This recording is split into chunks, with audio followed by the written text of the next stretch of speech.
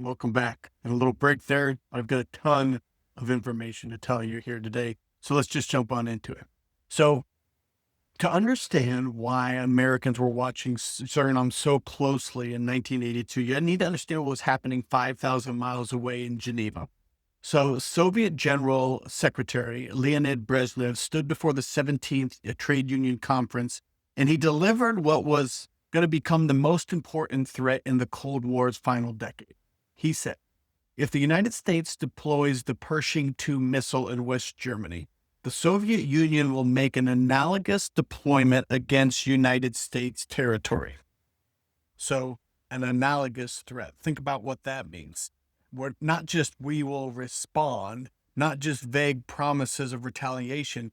Moscow was promising to make the same kind of threat against the United States that Washington would make against the Soviet Union.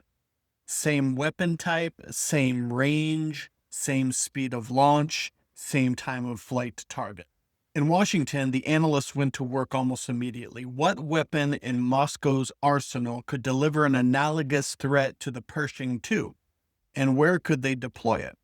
By late March of 1982, they had their answer, and it led directly to a small South American country that most Americans couldn't find on a map. But the nuclear threat wasn't the only reason that Washington was fixated on Suriname. There was also a matter of geography. So when you look at a map, you'll see that Suriname sits on the northeast corner of South America, commanding the approaches to the southern Caribbean. Now, more than half of America's oil imports passed through these waters in 1982. Ships carrying petroleum to Venezuela and Trinidad, traffic approaching the Panama Canal, the entire maritime infrastructure of the Western Hemisphere's energy supply. So if the Soviets established a base in Suriname, they wouldn't just be putting missiles 8 minutes from Miami, they'd be positioning themselves to interdict into the sea lanes that carried America's oil, to threaten the Panama Canal approaches, to extend their influence onto South American mainland. Just yesterday, I got a document from the Reagan archives in California. They sent me a memorandum that was drafted by President Reagan's second-hand man, Judge William Clark, who was advising him on Suriname. And in it, he wrote to the president that the Cubans and the Soviets, quote, had the potential to control the Southern Caribbean and to endanger shipping lanes, including those used for transit and the ships carrying of petroleum. So you have two threats, one country, nuclear missiles overhead, and a stranglehold on the oil that kept America running. And that's why what happened in early March of 1982 mattered so much. So the Pershing II was really a game changer. It was highly accurate. It was a fast launch, a 10-minute flight time to Moscow to West Germany, and the Soviets were terrified of it. But Moscow's threat to make an analogous deployment raised an immediate question. Could they actually do it? So American analysts concluded yes, just barely. But there was only one weapon system that fit the requirements, the SS-20 Intermediate Range Ballistic Missile. Solid fuel, reasonably accurate, 3,000-mile range. Now, it wasn't perfect. The Pershing II was more accurate and faster, but it was close, and it was enough to satisfy Brezhnev's threat of an analogous threat. But where were they going to put it? So aside from deploying missiles in the far Soviet northeast to target Seattle, there were 4 Caribbean possibilities. You had Cuba, Nicaragua, Grenada, and Suriname. Now, the problem was the range. The Soviets had developed a new cargo jet called the IL-76 Candid that could carry the S-20 in its self-contained transporter erector launcher, right? So 50 tons, 80-foot cargo bay, perfect for the job. But the IL-76 had a maximum range of about 3,000 miles to the West African airfields, and it required a 10,000-foot runway. So many of you already see where I'm going with this. Flying from West Africa, the IL-76 could reach Grenada and Suriname on a non-stop direct flight, but not Cuba or Nicaragua. They were 1,500 miles further distant. And here's where it gets interesting. From Grenada or Suriname, the S-20 missiles could target more of the United States than the Pershing IIs could target of Soviet Union from West Germany. So that would satisfy Moscow's analogous threat and then some. So in March of 1982, Grenada's Point Salinas Airport was still under construction. The 10,000-foot runway wouldn't be completed until late 1983. But Suriname's Zanderij International Airport was already operational. America had built it in World War II, 10,000 feet of concrete, ready to receive Soviet cargo jets the moment Moscow decided to move. Our next scene today is at the U.S. Embassy in Paramaribo. The day is February 8th. The year is 1982. Cornelius Kerr, who everybody calls Keese, has known Professor Indraj Oemrawsingh, who everybody calls Baal, for nearly 2 years now. Not just as a contact, but as a friend. They've met through Kaur's consular work, but their relationship has evolved. It's more than just business. Kaur speaks fluent Dutch. He understands the cultural nuances that most of the Americans at the embassy are missing out on. He's gone to Harvard. This is where Professor Oemrawsingh has actually spoken and has lectured before. In essence, Kaur has built real connections in the Paramaribo Hindi community. Now, that community at the time was deeply fractured, and one of the reasons was they were divided along religious lines. You had your traditional Sanatani Hindus, who represented approximately 80% of the Hindi population in Paramaribo at the time, and they accepted the supremacy of the Brahmin priests. And then you also had your Arya Samajis, who fought against the caste system, and they demanded social equality. And these two groups, along with the city's influential Muslim Hindustani community, and when I use the term Hindustani, I'm referring to people whose ancestors came from India, they formed a political base that was held together at the time by a very thin strand of anti-military sentiment, which they all could agree on. Now, Oemrawsingh and his wife had become part of Kaur's social circle, the kind of people that you invited over for dinner, not just coffee over at the embassy. Baal had become more than a professor as well. He had been elected to parliament in 1977, where he had served as a member of the VHP, which was the United Reform Party. And that was the largest party that was representing the Hindustani community at the time, up until the 1980 coup, and that's when he had his political title and his office stripped away. So when the professor was walking into the embassy that day, just after noon on a Monday, in asking to privately speak to Kaur probably assumed that it was just your normal routine types of conversation, but it was anything but that. The meeting occurred just 2 hours after the new acting president, which was Misir, had been sworn in. Now, this is an important political moment that Oemrawsingh is curiously seeming to ignore, if we are to believe the text and the transcripts from the cables that went out later that day. So what he told Kaur in the next 30 minutes, it would change Suriname's history forever. And what he said was roughly this: there's going to be a coup attempt, he said quietly. His voice must have been calm but controlled, didn't want other people to overhear this. It's going to be as early as tonight, but definitely before the new government is appointed. Now, here's where context matters, because Misir had just been sworn in that morning, but his civilian cabinet wasn't expected to be named until mid-March. So in Paramaribo, everybody knew that once the new ministers were installed, that regime would harden again. If there was ever going to be a strike, it had to come before that March 15th date. He continued, there's going to be a 20-man assassination team. 2 Hindustani military men are leading it. One of them used to be in the army, and they're planning on killing Bautrza, Horb, his second in command, Fernandez, Sital, Need, Minjals, all of them. So Kaur must have felt his stomach drop at this point in time.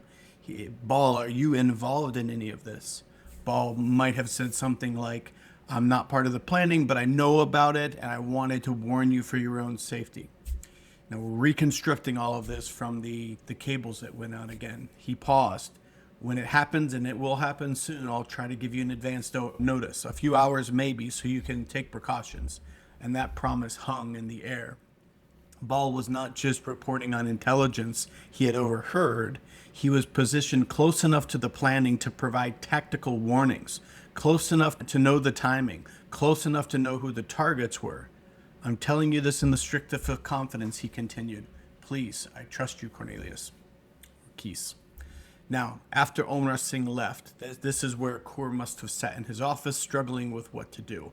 This was not routine intelligence. This was someone he must have considered a friend, warning him about an imminent coup. So I'm sure part of him wanted to protect that confidence, to keep LaRoche out of it entirely, because at that time, according to people in the embassy, LaRoche had a reputation for talking a little bit too much, for spreading information that may have been better kept secret. But this was too important. People might die. The embassy needed to know. So reluctantly, Coeur walked down the hallway to visit his boss, Richard LaRoche's office. Now, what Coeur likely did not realize was that his simple diplomatic report was about to collide with a pre-existing covert operation. He did not know that Oemrawsingh had met previously with LaRoche barely a month earlier. And he certainly didn't know that the CIA's director had secretly advocated for Bouterse's elimination just weeks earlier as well. So by walking into the embassy and volunteering an assassination plan, Baal, without realizing it, was handing Washington exactly what some and the intelligence community had been hoping for. I'm Matthew Smith, and this is the Suriname Contra affair. This story is about my next door neighbor, Desi Bouterse, the dictator of the country of Suriname that this whole story is all about. This particular episode is about two very sophisticated assassination attempts that happened in Suriname in March of 1982, and how they were compromised, and how time was running out, and the Suriname Contras were about to make a desperate pivot that would change the course of their entire country's history.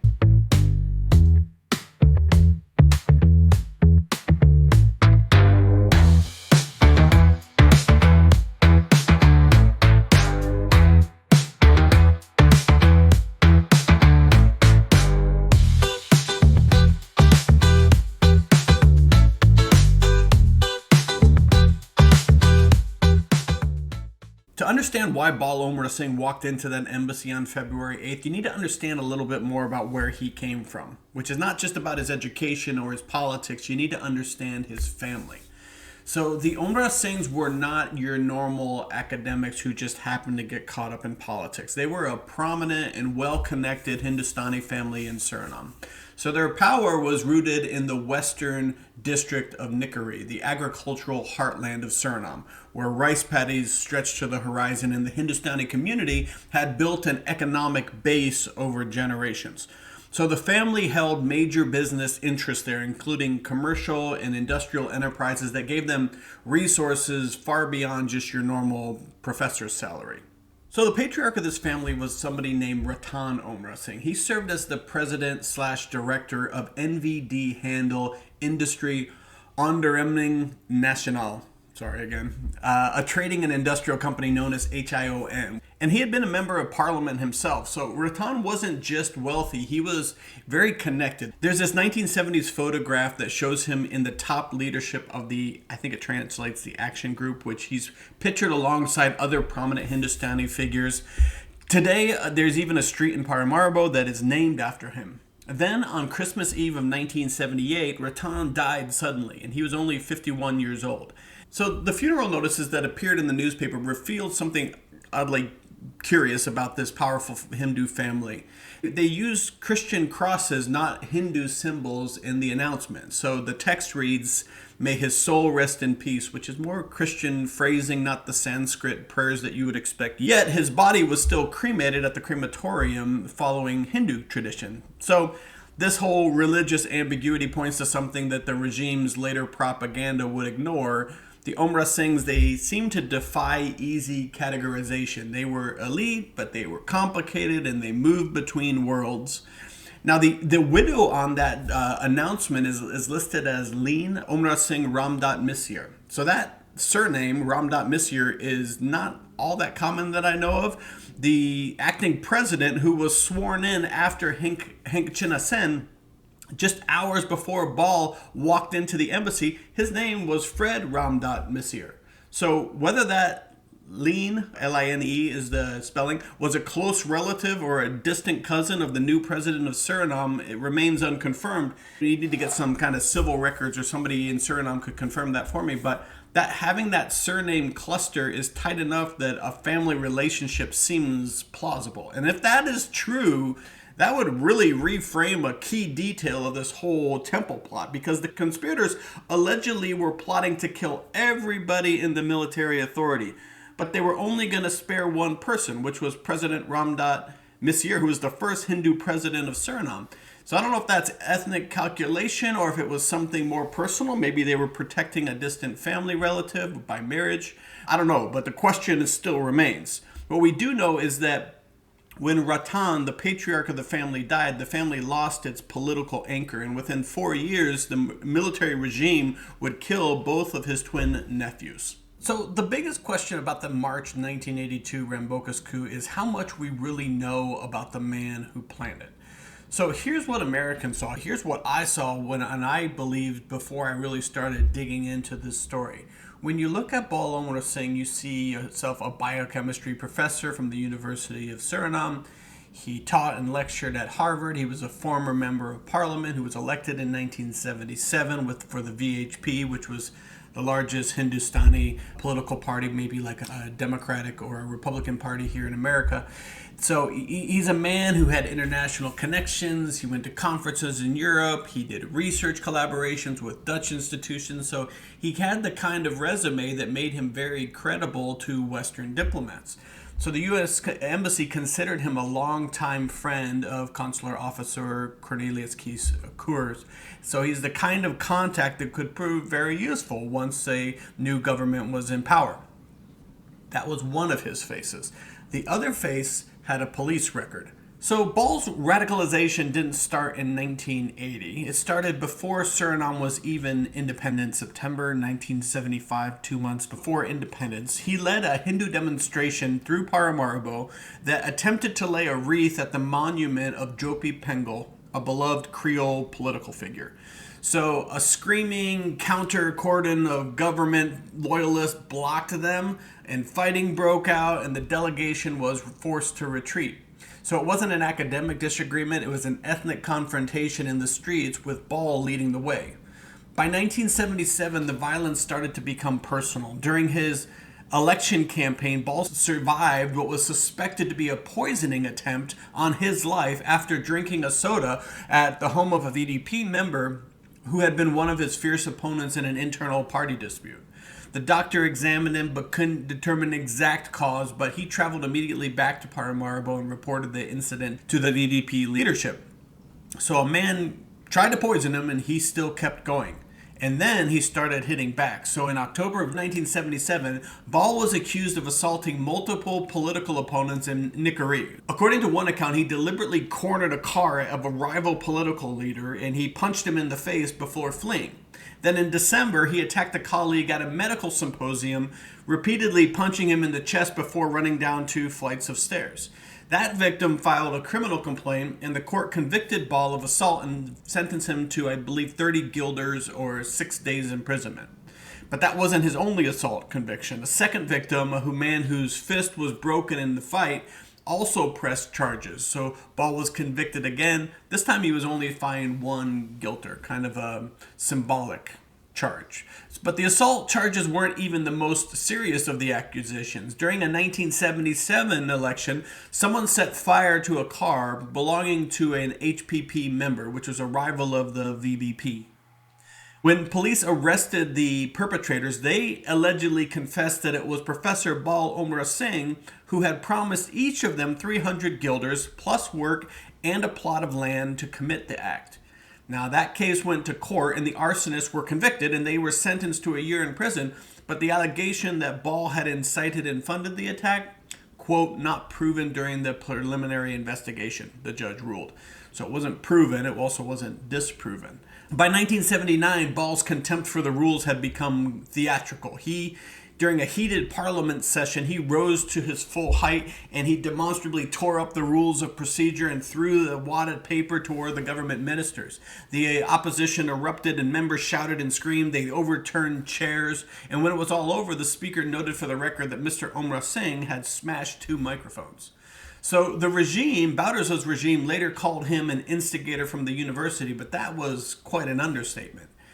And there's one more detail that really complicates the whole portrait of this man, which is in early 1979, there was a student named Hasrat who accused Baal of racism and gross insults during a confrontation at the medical facility. Now, according to Hasrat's complaint to the university, Baal had made statements about ethnic groups that the student found deeply offensive. In one alleged quote, he reported to the press, quote, "I don't want black people in my room." So the newspaper editorial that covered the dispute, they dismissed Hasrat's claims. They said that they were unfounded, arguing that in a multi-ethnic country like Suriname, ethnic slurs were common and didn't prove that they were racist. But the accusation was serious enough that Baal had to formally defend himself to the university board. So when the Barbados regime later painted the coup as an ethnic grievance, Hindustanis trying to seize power from the Creoles, they weren't completely inventing it from whole cloth. Now let's switch gears a little bit to his brother, Dr. Harry Oemrawsingh. While Baal was getting arrested, Harry was writing theory. So the twins were identical in appearance, but they were very different in terms of temperament. Where Baal was volatile and punching rivals and smashing microphones and surviving poisoning attempts, Harry seems to have been the quiet one. He appeared in the newspaper a lot less than his brother, got in a lot less trouble. His weapons were his ideas. So in 1973, before revolution or before independence, both brothers were helping to found the Hindustani Progressive Party as a challenge to the established VHP leadership. So in my mind, I think of this kind of like in the Republican Party in America, they had the Tea Party, or the Democratic Party had conservative like Green Party movements. This was a more radical faction of the bigger parties. So Harry published an essay that translates the error of the theoreticians. So his argument was pretty sophisticated. He attacked what he called orthodox, dialectically oriented theories that believed that political change would happen organically, spontaneously, that the contradictions in societies and imbalances would naturally and inevitably lead to revolution. He said that was an error.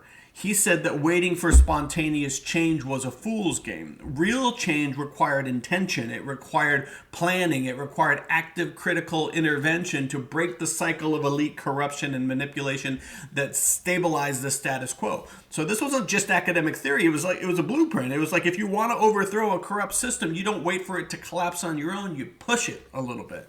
So Harry's professional life reinforced that strategic mindset. He was a mathematician and a computer scientist. He was trained in logic, systems analysis, the kind of structured thinking that breaks complex problems down into solvable components. So in 1977, IBM sponsored him to tour American universities as a part of their University Professors Tour. He lectured internationally on subjects like formal language to automata theory, the mathematical foundations of computing, above my head. But he was also moving in political circles that went beyond Suriname. So in February 1979, a colleague from the University of Suriname attended an international symposium in Mexico City titled Popular Movements in the Caribbean and Central America. Now, Harry attended a parallel conference in Sao Paulo that month. And so these weren't just your random academic junkies. These were global conversations about revolution and resistance and political change in the developing world. Then came February 8th, 1982. When Baal walked into the U.S. Embassy to announce that a 20-man assassination team was planning to kill Bouterza and his commanders, he wasn't alone. The embassy cable notes that his brother, Harry, accompanied him. Both twins walked into the embassy together. Both twins announced that they were going to help murder the military leadership. And when Baal was captured and tortured and killed in March of 82, Harry didn't stop. According to later regime allegations citing testimony from military sources, Harry was involved in financing what would become known as the Christmas coup, a plot that was planned for late December 1982 alongside the industrialist Oemrawsingh. So the plan allegedly aimed to break imprisoned officers like Rambocus out of prison and launch a new assault on the Bouterza regime. So the regime didn't wait to find out if those allegations were true, because on December 8th, 1982, Harry Sugram Oemrawsingh was arrested, tortured, and executed at Fort Zeelandia. He was one of 15 victims of the December murders, this mass execution that would define Bouterza's regime for decades. And forensic accounts indicated gunshot wounds to his chest and injuries to his head. So both brothers, both dead, 9 months apart. The theoretist who wrote the change requires intention, not waiting, he kept pushing until they killed him for it. Now, the Oemrawsingh brothers didn't build the resistance alone. They were part of this network that had been forming for years before the coup. The key military connection was Rambocus family. So in January of 1977, 5 years before the coup, there's this newspaper that reported that the VHP was considering Professor Baal Oemrawsingh for a candidate out in Western Nicaragua. Now, the same article notes that the Rambocus family was exerting pressure on the VHP circles to nominate doctors Jai Rambocus and for an eligible position in Paramaribo, and alternatively, his brothers Du Rambocus for Nickerie. So, the Rambocuses were not ordinary supporters. Jai and Du were highly educated professionals, one attorney, another one a lawyer and a doctor. And their brother, Surrender, was a graduate of the Royal Military Academy in Breda, Netherlands, one of Europe's most prestigious military institutions. And his thesis was on the mechanics of coup d'etat. So the political and military wings of the 1982 resistance had known each other for almost a half a decade, if not longer. Now, there's also another guy, Paul Samardo, which I think his given name, his birth name was Salem, but he went by Paul or sometimes Somo. And he was a whole nother thread. So in July of 1979, when the VDP opposition launched their parliament guerrilla and Ball smashed the microphones and wadded up the paper, Samardo was right there with him. So both men sent a joint letter to Parliament refusing to pay for the damage, claiming the speaker had caused the chaos by convening an illegal meeting. So Samardo would later be arrested as a participant in the 1982 Rambocus coup, and he was arrested, but he would find ways to escape before the December murders. Then you have Mahadou-Singh, which is another former VHP parliamentarian. He played a critical operational role in Rambocus coup as well. So according to later accounts, he and another civilian drove to the Santo Boma prison to release Sergeant Major Wilfred Hawker, one of the key military leaders needed to launch the armed phase of the coup. So these aren't just strangers thrown together by crisis. These were colleagues and allies, in some cases relatives and friends who had been fighting together in the VDP politics for years. So when the military stripped away their democratic mandate, their political roles and power in 1980, they already had these relationships in place to pivot from parliamentary opposition to armed resistance. And then we get to the point of the story where it gets kind of uncomfortable, as if it wasn't uncomfortable already. So Professor Baal Oemrawsingh wasn't just any biochemistry professor. His 1972 doctoral dissertation from the Free University of Amsterdam, and I'm going to butcher this one because it's a mouthful, is on studies of high molecular secretory sialogical proteins. Siological proteins? I don't know. But it placed him at the cutting edge of research into these stress markers of biological responses. This was cutting edge research at the time, the kind of expertise that interested both medical researchers, but it also interested people who were in intelligence agencies during the Cold War. And his research at the University of Suriname was funded repeatedly by the ALCOA Foundation, the philanthropic arm of the ALCOA Aluminum Company of America. So ALCOA wasn't just a random donor, it was the dominant foreign economic presence in Suriname. The company operated, this massive bauxite mining, which we've talked about. It also had built the Phagwa Dam to power its aluminum refining. So ALCOA's Suriname subsidiary, Cyril, was one of the country's largest employers and revenue sources. You already know how important these operations were to Washington, important for them to send the JSOC personnel and the bird watchers down to draw up invasion plans to protect them. Now, some of the research funding made very obvious sense. In 1977, ALCOA sponsored a nutritional survey among the population of the Jomu in Upper Suriname. It was a region that was affected by the company's dam and mining operations, so they had to keep an eye on that. The research was initiated by Baal himself in collaboration with the Dutch TNO Research Institute. Now, that looks like corporate social responsibility, monitoring the health and how it impacts your industrial footprint. But the same year, ALCOA funded hypertension research, this complex analysis conducted at the Department of Medical Chemistry under Ball's direction. So hypertension is a chronic disease that could plausibly be linked to stress and lifestyle changes because of the industrialization. Still reasonable. But ALCOA also funded the Carnegie Museum's expeditions into Suriname's interior during this period. So ostensibly they were looking at mammal biodiversity, but the surveys produced the earliest detailed maps and environmental data for regions where ALCOA's bauxite concessions lay. But then the funding get a little bit more specific. By 1978, the medical facility hosted a symposium on serotonin. It's a neurotransmitter that regulates mood, behavior, and depression. The stated goal of that symposium was to demonstrate the successes in biochemical process and explain pathological manifestations of human behavior. So Baal was a lecturer at this symposium, and it was funded in part by the ALCOA Foundation. Later on in that year, ALCOA brought Dutch experts in psychiatry and pharmacology to Suriname for postgraduate courses, specifically to introduce new techniques in biological psychiatry at Baal's biochemistry department.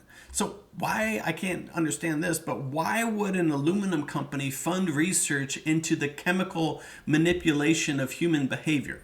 I mean, maybe it's just a broad spectrum corporate philanthropy. I mean, ALCOA had money, their university needed funding, Baal was a prominent researcher, donors often give support to whatever projects their grantees propose. But maybe it's something else. I mean, consider the context. This is 1980. The Barbados regime was drifting leftward and making noise about nationalizing the bauxite industry. ALCOA's entire Surinamese investment was threatened. So cultivating relationships with politically connected academics, especially ones in the opposition, might have looked smart in terms of long-term planning. Now we got to consider what the coup plotters allegedly planned to do. So when the March 1982 coup failed and authorities searched the houses, Lieutenant Abrams displayed a stack of Valium ampules and syringes at the press briefing. So the plotters intended to sedate the military leadership during what appeared to be a benign Phagwa in celebration. So it would have been a controlled incapacitation, like the kind of operation requiring someone who had medical or biochemical expertise. Baal Oemrawsingh was the only person in the conspiracy with that expertise. So did ALCOA know what their funding would eventually enable? I mean, almost certainly not, I would think. There's no evidence of any direct connection between corporate philanthropy and the coup planning. I want to say that clearly. But the pattern is there. You have an aluminum company facing potential taxation and nationalization, a biochemistry professor with ALCOA funding who specialized in neurochemistry and pharmacology, and that same professor allegedly planning to use chemical sedation in a coup attempt. I mean, the question writes itself, but the answer doesn't have to. So I guess the conclusion about this is that the Oemrawsingh brothers weren't saints. They weren't pure democratic idealists sacrificing everything for abstract principles. They were members of a displaced elite whose power had been stripped away. They were Hindustanis who, based on the evidence, harbored real animosity toward the Creole military leadership. They were business people with economic interests that were threatened by the nationalization. They were intellectuals who believed their class deserved to lead. So all of that can be true. I mean, they can still have been trying to fight a genuine dictatorship. Barbados' regime was brutal. It would prove that, how brutal it was in December of that year when 15 people were executed at Fort Zeelandia. The resistance wasn't wrong. The military needed to be stopped. But the resistance was also complicated. It was funded by wealthy families with business interests to protect. It was led by men with criminal records for assault. It was organized around ethnic and class loyalties that the regime's propaganda didn't entirely invent. So when Baal walked into the embassy on February 8th, he wasn't just a concerned Democrat warning Americans about political violence. He was a man with a history of political violence himself, a man who had survived poisoning and being convicted of assault and allegedly funded an arson and smashed government property in Parliament, and he was about to hand Washington exactly what some in the intelligence community had been hoping for, whether he understood that or not. Okay. Now, to understand all of this, we really need to dig into the paperwork, into the cables, and into the metadata at the top headers that only professionals really knew how to read. So the cable that Richard LaRoche sent out that evening carried a designation that many Foreign Service officers would never have to use in their entire career.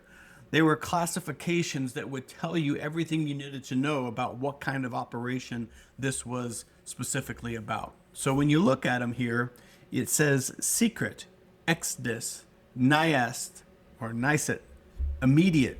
So what that decodes to mean is exclusive distribution, eyes only, night action, which means wake people up, immediate attention regardless of the hour that this cable comes in, And the routing is really interesting too, because it's not the normal routing, which would have been Action 15. That routing code is the normal Latin American desk of the Bureau of Inter-American Affairs, and that's where Suriname cables normally went, where regional specialists who tracked Caribbean developments would have known what to do with it. So it was not the normal routine diplomatic pipeline. It went to Action SS-25. So that was the Secretary of State's nerve center. It was the desk that handled the real emergencies, not political updates and not economic summaries, but situations where covert planning and military operations and interagency crisis groups were already activated. It was the kind of thing that you would route if you were to, say, be documenting an imminent coup where that might trigger broader contingency plans. So in Washington, SS-25 means this is operational, this is sensitive, this is in a small group of people only. So to illustrate how seriously Washington took the Suriname coup threat, you gotta consider what else was being routed to that Action S-25 desk. What's important to understand is that SS-25 wasn't just another crisis that it was a very narrow pipe that contained only the most sensitive, high stakes intelligence issues that couldn't be risked for wider distribution. So when a cable got stamped with SS-25, it meant that Washington was treating the event not as just a mere regional disturbance, but as a potential trigger with strategic consequences. So that routing on February 8th placed the Suriname coup warning in the same category operationally as Chile's 1971 copper nationalization crisis. It also put it in the same category as post-assassination security emergencies involving Ambassadors Davies and Noel. Get to those in a second. So these weren't routine events. These were moments where Washington feared rapid destabilization in the country or international repercussions and the possibility in being forced into kinetic responses. So by routing Oemrawsingh's warning through the SS-25 desk, LaRoche was not just alerting the department, he was inserting Suriname into a very small set of situations that was being monitored by the Secretary's personal crisis nerve center. It meant something really fundamental. It meant that Washington saw Paramaribo's unrest as capable of triggering plans that were already sitting on the shelf. So rewind a little bit what I said a second ago. In 1971, Chile had a copper crunch. So the desk received notification that was detailed reporting about Chile's nationalization of U.S. copper companies under Salvador Allende. So this parallel is strong because it deals with a small country making a move, nationalization, that would threaten major U.S. economic interests. So think about it like this. In Chile, what was the natural resource? It was the copper, right? And the state under Allende was going to take control of that resource and use it, so take the possession of the land, which was owned by American companies, and put that to use for education, healthcare, things like that. So in Suriname, it was ALCOA who owned the bauxite, and we know that Bouterse had strong feelings about ALCOA, and it was at risk of heavy taxation and potentially nationalization. And that would have threatened major U.S. economic interests, not only ALCOA's bottom line, but the access to bauxite, which was very strategically important, especially because this was on the precipice of what the Reagan administration thought was World War III. So that can't be understated, because if you think that you're going into World War III, the importance of having access to ready bauxite material, think about what the U.S. did in World War II to protect Surinamese bauxite. I mean, they built airstrips. They sent down U.S. troops to guard the bauxite supplies. So they thought World War III is happening. They started to do this again. That's why this was so important. So it shows that the SS-25 was tasked with managing major political and economic conflicts that were threatening U.S. corporate and defense initiatives. So there was also the murder of a couple of U.S. ambassadors that got routed to that same SS-25 primary desk for managing the immediate follow-up and investigations into the murder of U.S. ambassadors Davies, who was in Cyprus, and also Noel, who was in Sudan during 1974-1976. So routing the Suriname cable detailing the planned murder of a head of state to the same desk as an ambassador's assassination shows that political violence in Paramaribo was treated as equally grave threat to U.S. security interests and international order. So all of these examples clarify that the Suriname crisis was not treated as a minor diplomatic issue, but as a top-tier, high-stakes crisis comparable to an economic war or an act of terrorism. So here's what makes it even more interesting and significant. We need to compare this cable from La Roche to how the embassy normally handled diplomatic cables in other similar situations. So when the Sergeant's coup had erupted 2 years prior in an active, overt, chaotic military insurrection happening in real time, and if we remember those episodes, remember there was those 3 specialized Araya aircraft trapped on the tarmac? So this wasn't just the threat of something happening, this was actually happening. This was 65 American crew members are hostage, regime change happening, bullets are flying, all this stuff is going on. Even then, even in the midst of all that, Ambassador Nancy Ostrander, she sent a flash priority cable, not to SS-25, but she sent it to Action ARA 15. So she sent an overt notice, sent the bat signal out to the Bureau of International American Affairs, ARA, Crisis Regional Desk. But that was before Suriname had become a geopolitical hotspot under the Reagan administration. So LaRoche sent out other cables during this period. When President Heng Chen-sen was forced out on February 4th, 1982, which was a major political crisis. It's the ouster of a civilian president by military force. LaRoche sent a cable, but it went out flashed. ARA 15, it went out to the same standard Inter-American Affairs desk that Nancy Ostrander's cable went out to. It was unclassified and it was under broad distribution. So the same embassy, same charged affairs who's running the show while the ambassador hasn't shown up yet, but it's 2 completely different routing protocols. One was diplomacy, the other was intelligence. But the SS-25 designation told a far deeper story than just the compartmentalization of information. Washington was operating under a dual-track strategy. So you had the overt public policy track, and that ran through the Bureau of Inter-American Affairs. That's the ARA-15 cables. And that was managed by the Assistant Secretary of State, Tom Enders, who'd been responsible for hiring LaRoche. Remember the whole conversation about him wanting people to go in and go drinking and whoring with Bowderza? He was the boss. He was the guy who had gone to Yale. He had part of the secret societies there, friends with the incoming Robert Duemeling, who will be here shortly. So he's running that overt channel. This channel handed all the public-facing reports, like the resignation of Chen-sen or the unclassified reports on the coup and back in the 80s. This is normal diplomacy. But the Action SS-25 cable, however, that was the covert operational track. It routed directly to the Secretary of State's personal crisis nerve center, and immediately it funneled into these crisis management groups and these restricted interagency groups, these pre-planning groups in Washington. You might remember us talking about those when we went over the Brazil blueprint and the episode about secret governments or the secret command structure that George Bush had done, where he set up all the agencies to answer to these crisis management desks that he was the chair over. So that's where this intel floated up into from the cable that went from Oemrawsingh.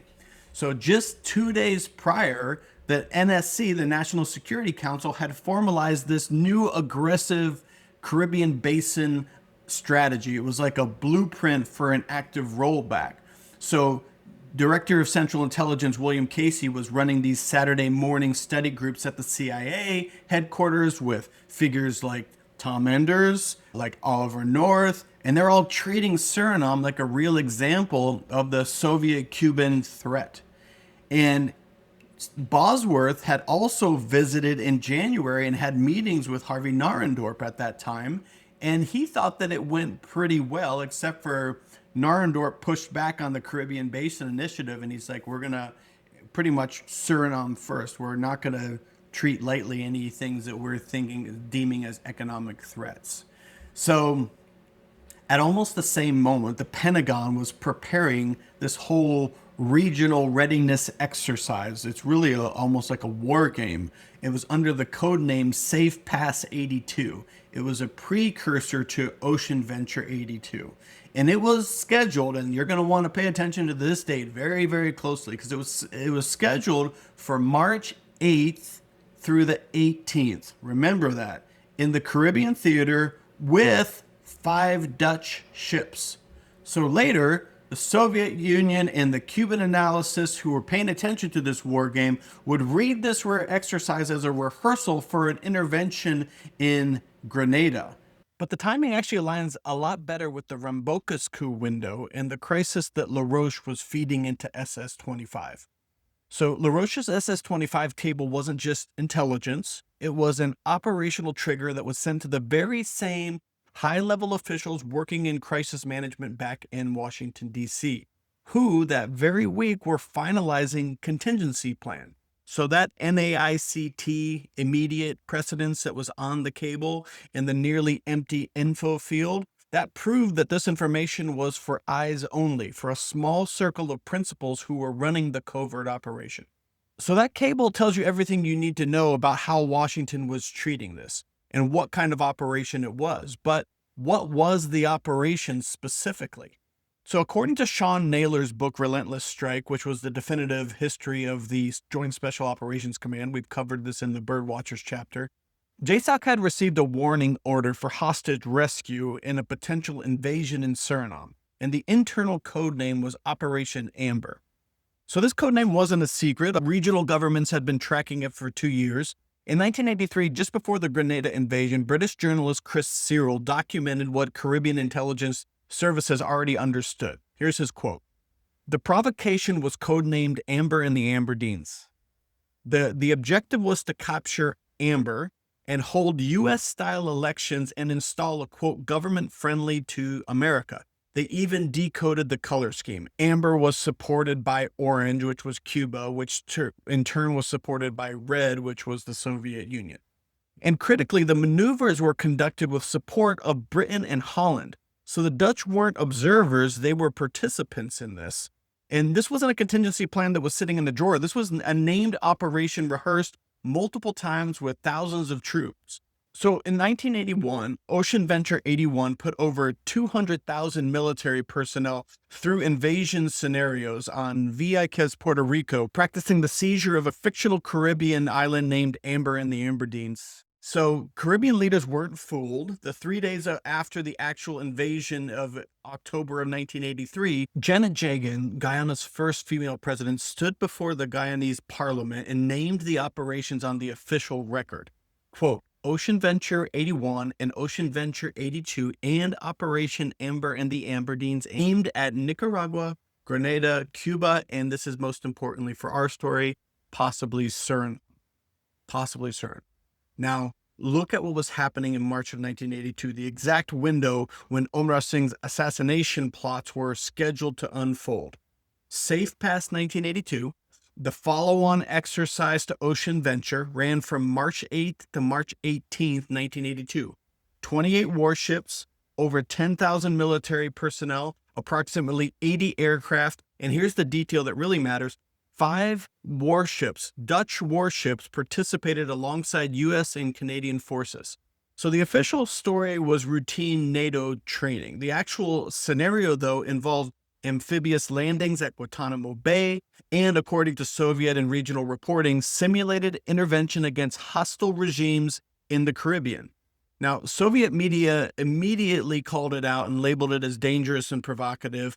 Grenada's Minister of External Affairs, which was Unison Whiteman, he explicitly called it what it was, which was a rehearsal for invading this island state. And he was right. I mean, 19 months later, Operation Urgent Fury would invade Grenada using the same command structures, the same force types, the same operational concepts that were rehearsed during Safe Pass 1982. But here's what makes the timing explosive. So Safe Pass 82 ran from March 8th to 18th. We've said that. The Temple plot, which we're going to get into here, was scheduled for March 7th. The Phagwa plot was scheduled for March 10th. The Rambocus coup launched on March 11th. So for 3 critical days, as Lieutenant Rambocus and his forces were seizing the barracks and besieging Fort Zeelandia. NATO warships, including 5 Dutch vessels, were conducting intervention exercise just offshore, practicing exactly what scenarios that a successful indigenous coup might have triggered. These exercises were not coincidence, it was positioning. If we really want to know how close Suriname got to invasion, we have to understand how the Pentagon manages its whole wars before they start. So you don't just write invasion plans. And by the way, I talk about this, so like I know all about it. I don't have had to research and learn out of this as I go. But apparently they operate off of a system of templates and command structures that are ready to go at a moment's notice. So there's the generic blueprint, or the Con Plan 2360, which we know today that when the U.S. invaded Grenada in 1983, they didn't have a specific invasion plan ready. Instead, they had activated and rehearsed a Con Plan, CONPLAN. So back in the 1960s, Con Plan 2360 was generic. It was a rough outline, a plan owned by Synclint, which is Atlantic Command, for occupying any hostile Caribbean island. So it was in a template that said insert island name here. It provided logistics, the command structure, and the force requirements necessary for a rapid takeover in the Caribbean basin. Now, there was later a Suriname plan that they came up with called Con Plan 6106. This is why the discovery of this Con Plan in 1983 is kind of the smoking gun here. So just as 2360 was Synclint's break the glass in case of emergency plan for the Caribbean islands, Con Plan 6106 was the designated special contingency on-the-shelf plan for Suriname after the December murders. So it wasn't just this vague idea, it was a designated, numbered military plan authorizing the evacuation and the securing of the country of Suriname and the American citizens therein.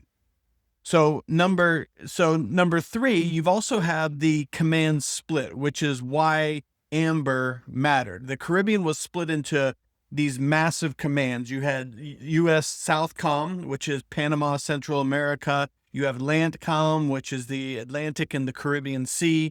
And these Amber exercises for Ocean Venture and Safe Pass were Synclint exercises. So this matters because Synclint was the command that executed the Grenada invasion. So by rehearsing Operation Amber under Synclint, they were testing the exact chain of command that would be used for Caribbean basin interventions.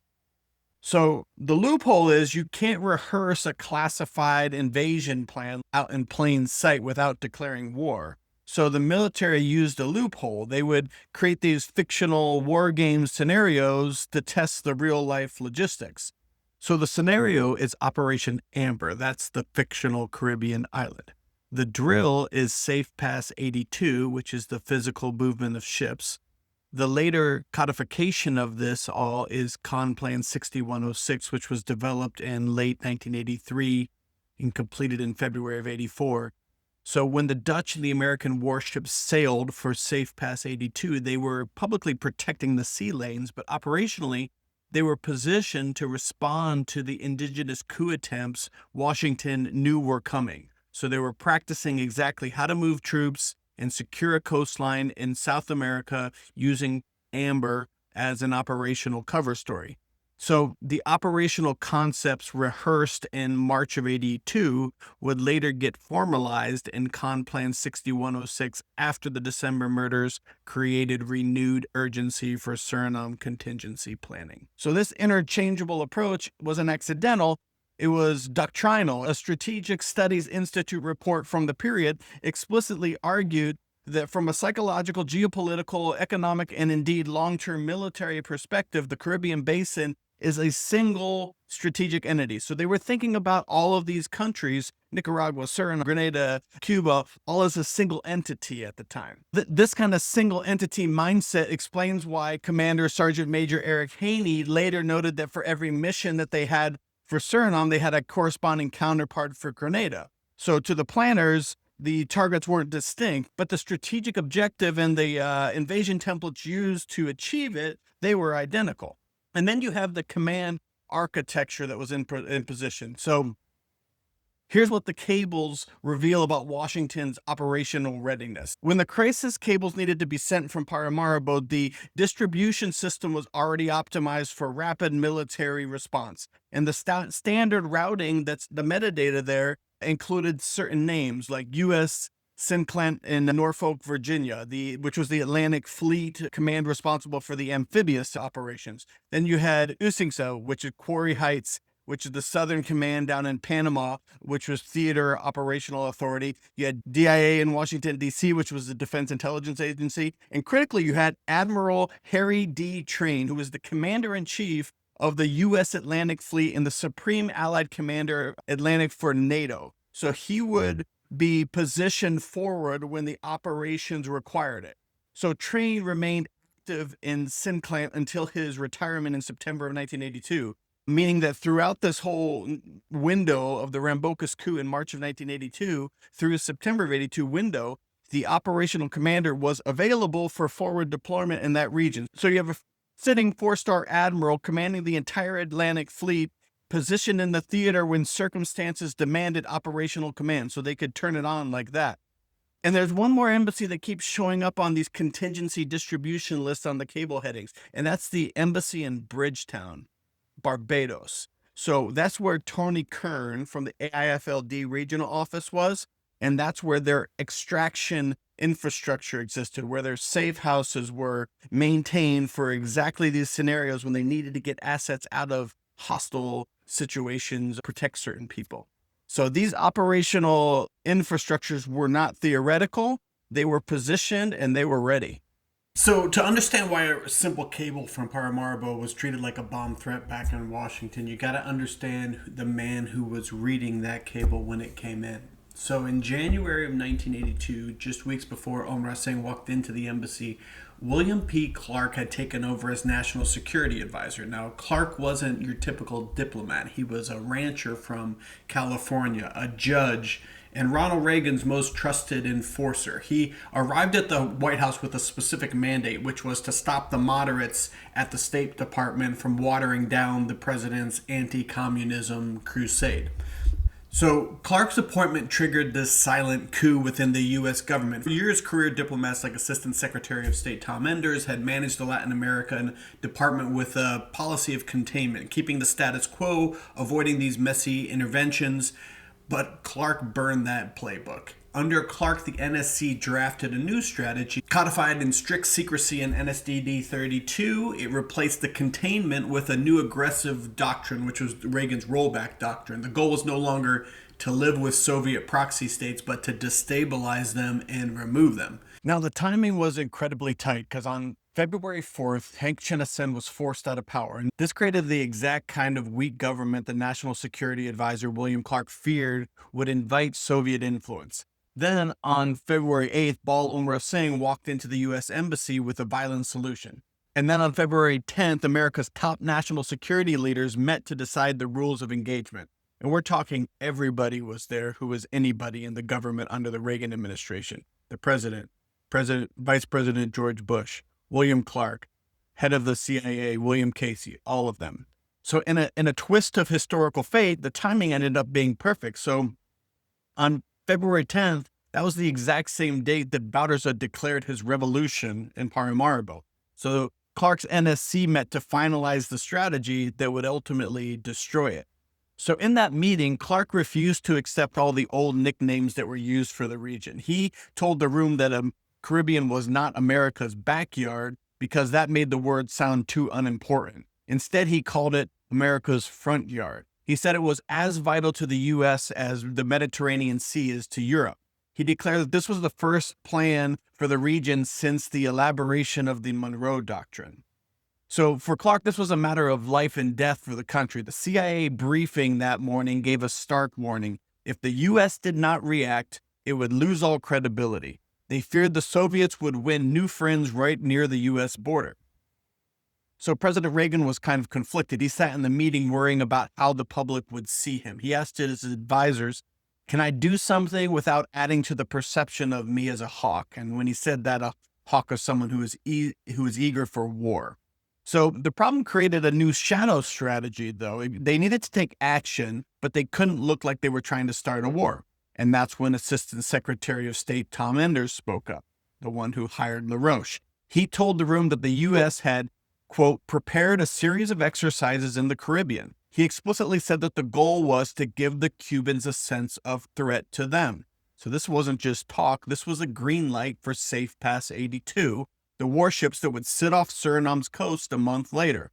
This would be the silent muscle that would be backing the Rambocus coup plotters. And this explains why LaRoche's cable was sent to the SS-25 desk. So acting Secretary of State William Stossel was in that February 10th meeting. He heard Clark say that the region was America's front yard. He heard the CIA director warning about looking weak. So when Stossel went back to his office and a secret cable from Suriname was waiting for him that detailed a plot to kill Bouders's leadership, in this new situation, that cable wasn't just a report. It looked like a solution to the exact problem that the National Security Council had just spent 2 long hours worrying about. Clark's team knew that Bouders's threats to take over the aluminum industry made him vulnerable. By sending the warning to the secret SS-25 desk, Washington was sending a signal. They were treating the violence in Suriname as a major threat to American business. And as we mentioned before, they gave it the same high-level secrecy that they used for major crises in the past, like the Chilean copper crunch. And they were building the machinery to pull it. While the Pentagon prepped for Safe Pass 1982's warships, Clark's team was operationalizing Project Democracy prototype using labor unions and civic groups as covers for covert funding. So the institutional support flowing into Cyril Dahl's mother union via the AIFLD wasn't just solidarity, it was a new type of intervention. It was no longer this cloak and dagger CIA 1970s, but it was this new private network of resistance funded by Washington.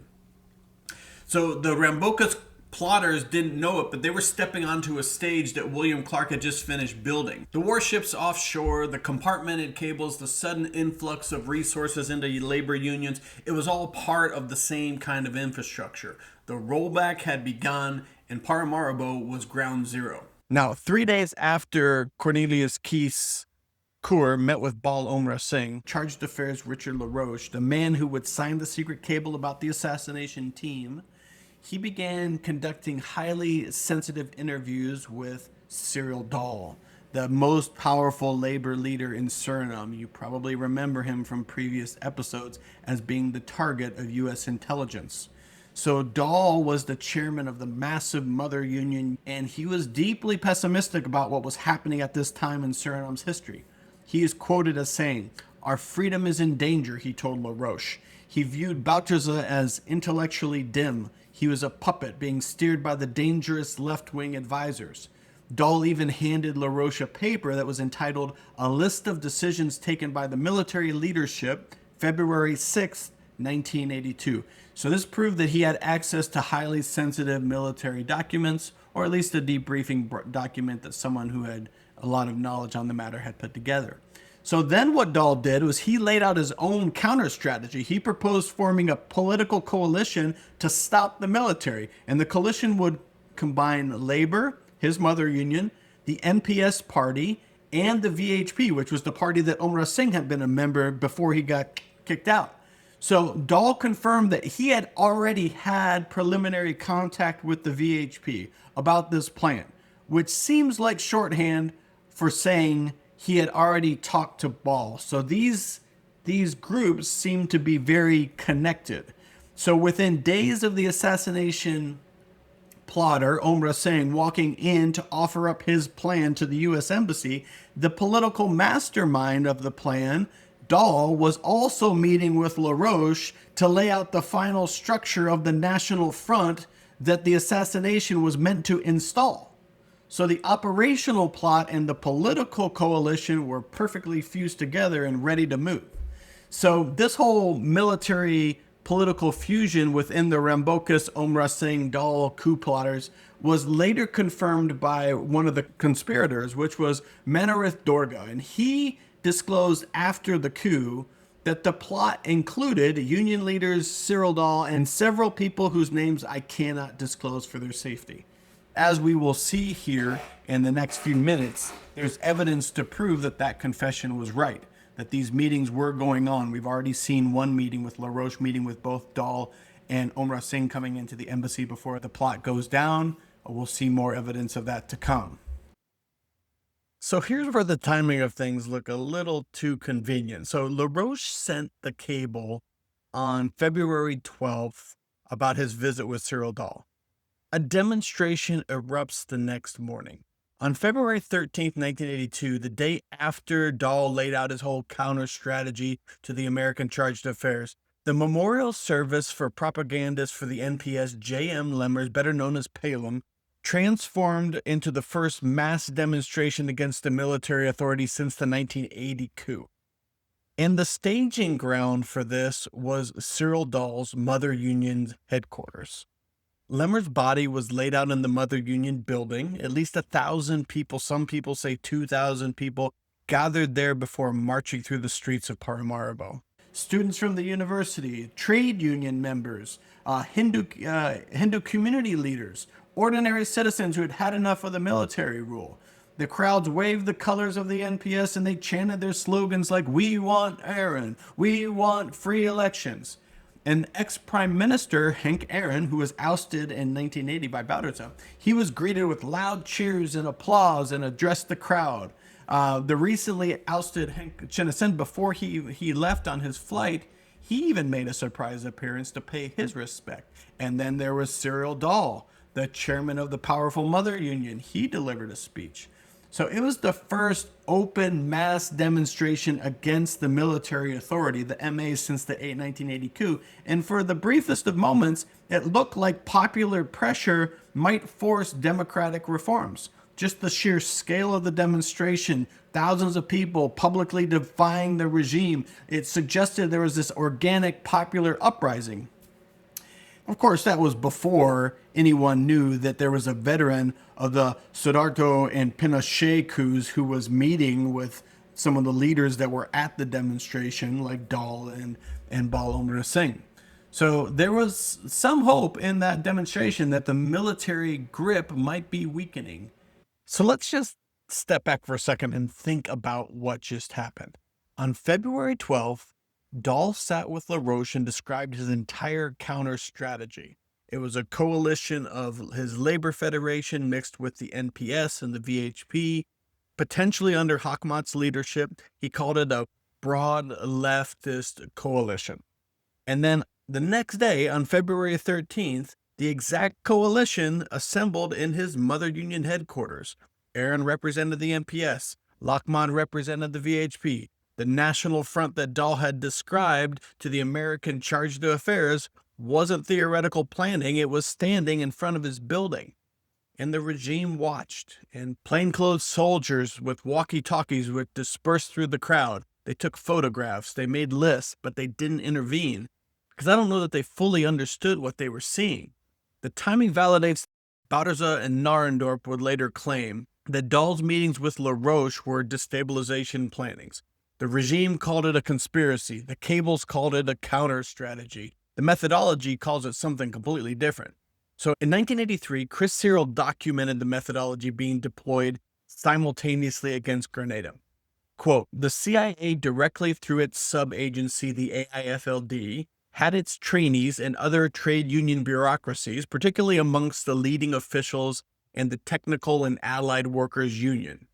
In October 1979, one of these AIFLD trainees, quote, was inciting workers in the Grenada Electricity Company, Grenlec, to strike and to cut off current to the entire country and to create the chaos necessary for the success of the intended mercenary invasion. So read that carefully. The strike wasn't supposed to overthrow the government. It was supposed to create chaos necessary for the military strike that followed. Body blows, and then the uppercut. The demonstration at the Mother Union did exactly what it was designed to do. It proved that thousands would take to the streets against the regime. It put the opposition coalition on public display, the exact coalition that Daal had described to LaRoche 24 hours earlier. It stretched the regime's surveillance resources, just like Operation Elastic Fence had suggested. that we talked about in previous episodes, and it created a narrative of popular resistance that would legitimize what came next. So you have two tracks running simultaneously: the labor track, Daal's mother union mobilizing public pressure, demonstrating opposition, creating conditions, and then you have the assassination track, which is Baal's temple plot and the Phagwa plots, scheduled for early in March, waiting for the right moment to strike. So the body blows were not supposed to knock out the regime. They were just supposed to set up the uppercut. And this is the exact moment when a careful reader probably begins to wonder, if Baal had warned the Americans on February 8th that the strike would be coming as early as tonight, then why wasn't Bauderza hit at the funeral? Why was the opposition demonstrating instead of shooting? And the answer is embodied in the methodology itself. So the February 13th demonstration was loud and defiant and large, but it was just phase one. But it lacked the single most important ingredient for phase two, which is you needed to get all the primary targets together in one place, but under a controlled conditions. The resistance wasn't looking for chaos. It was looking for precision. It was looking for crowd cover, symbolic timing, the right religious occasion, the right geography, and the guarantee that Bauderza Horb and the others would be standing all together. So remember, February was the body blow, March would be the uppercut. The Hindu business community misunderstood this. They held their own quiet meetings in those final weeks of February. They watched the trajectory since Henk Chennasen's ouster and the appointment of what they deemed as radical leftists, and the increasing Cuban advisory presence, the systematic elimination of moderate voices from the government, and the surveillance state kind of tightening its grip. And their calculus was pretty stark. Their fear was being amplified by their recent memory. So there was this woman named Rita, who was the sister of Leslie Rahman, who I watched in a documentary, and she remembered what that fear felt like. I think her quote was, "At that moment in 1974, I remember very well because there was a lot of fear in Suriname. There had been trouble between the Creoles and the Hindustanis, where many people were, specifically the women in the Hindustani community, they faced a choice. You either accept permanent military dictatorship or you act decisively while there was still a window." So that was the kind of fear that was driving them. So for the plotters, the threat was no longer theoretical. That same informant we talked about earlier, Menarith Dorga, he later confirmed this. He said that, quote, "And when we heard that the Cubans were brought in, we, with a small group of confidants at Oemrawsingh's house, made the decision that there would be a coup." So the popular pressure had failed. The February 15th demonstration had proved that. You could get 1,000 people in the streets, but it didn't matter if the military controlled the guns and was willing to use intimidation and surveillance and ultimately violence to maintain power. The body blows had done their work. The coalition was now visible. The opposition was mobilized. The regime's surveillance was stretched across the entire country. Now came the uppercut. But to really understand the uppercut, you got to understand the men who were going to throw that punch. And the window was closing around them. Let's rewind the clock back one more time to February 4th, the day that Henk Chennasen was fired. Andre Hakmat had been warning about this day for months. We may have mentioned him briefly, but he's going to take on some significant importance. Andre was an attorney who was good friends with Henk Chennasen. In fact, after the revolution happened in 1980, the sergeant's coup, Henk Chennasen brought his college buddy back into Suriname in order to help draft new constitutions and protocols and things like that. So at one point in time in history, these two were really tight. Now, Andre Hakmat had been warning everyone about this cauldron of activity that was brewing for many months by February of 1982. So he was the former Minister of Justice. He was kind of a moderate voice, the kind of guy who tried to keep Suriname from sliding into full dictatorship. Back in 1981, the year prior, he had given this whole speech where he compared the revolution to a train. His quote was, "Presidents, members of the Council of Ministers, army leadership, the revolution is like a moving train. Every time it stops at a station, some people will get off and others will get on. At this station we have now reached, I get off. Who knows? You may see me again at the next station. if by that time the train has not slid off the rails. I wish you all well. So on February 4th, 1982, the train accelerated toward that cliff, and Commander Desi Bouterse ordered the presidential flag lowered at the governmental palace. President Henk Chinesen, the moderate civilian who had been brought in the 80s, after the 80s too, to give some legitimacy democratically, he was done. So the immediate trigger was a cabinet conflict. Chinesen had been fighting with the radical leftist Palu political party with their ministers Errol Alabux and Fred Vreden over the direction of the country. And the military leadership used that whole conflict as pretext to intervene and end the whole arrangement with Henk Chinesen. Bouterse was not interested in compromise anymore. He wanted total control. He was bought into the revolution and Fidel Castro and people's committees and militias and things like that. So within days, Henk Chinesen, he was on a plane, reportedly telling people that he was done with politics forever and off for a vacation in the United States. But here's what February 4th meant for the resistance. Whatever chance that they had of securing a legitimate civilian leadership and getting that person to request international assistance, like call in support from the United States if a coup succeeded, that had all evaporated when Henk Chinesen took that plane and flew away. He was the one moderate president who might have provided their coup with some political cover. He might have sent out the bat signal and asked for the United States cavalry to come in and support him, but he is gone. He was exiled and he was replaced by a military appointee.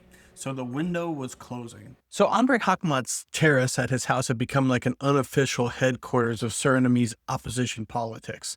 After his dramatic dismissal as the Minister of Justice and Police in 1981, when he'd given his famous Revolution as a Train speech, the terrace meetings had continued unabated since then. So everyone who had grievances with the regime found their way over to Hakmat's house in early 1982.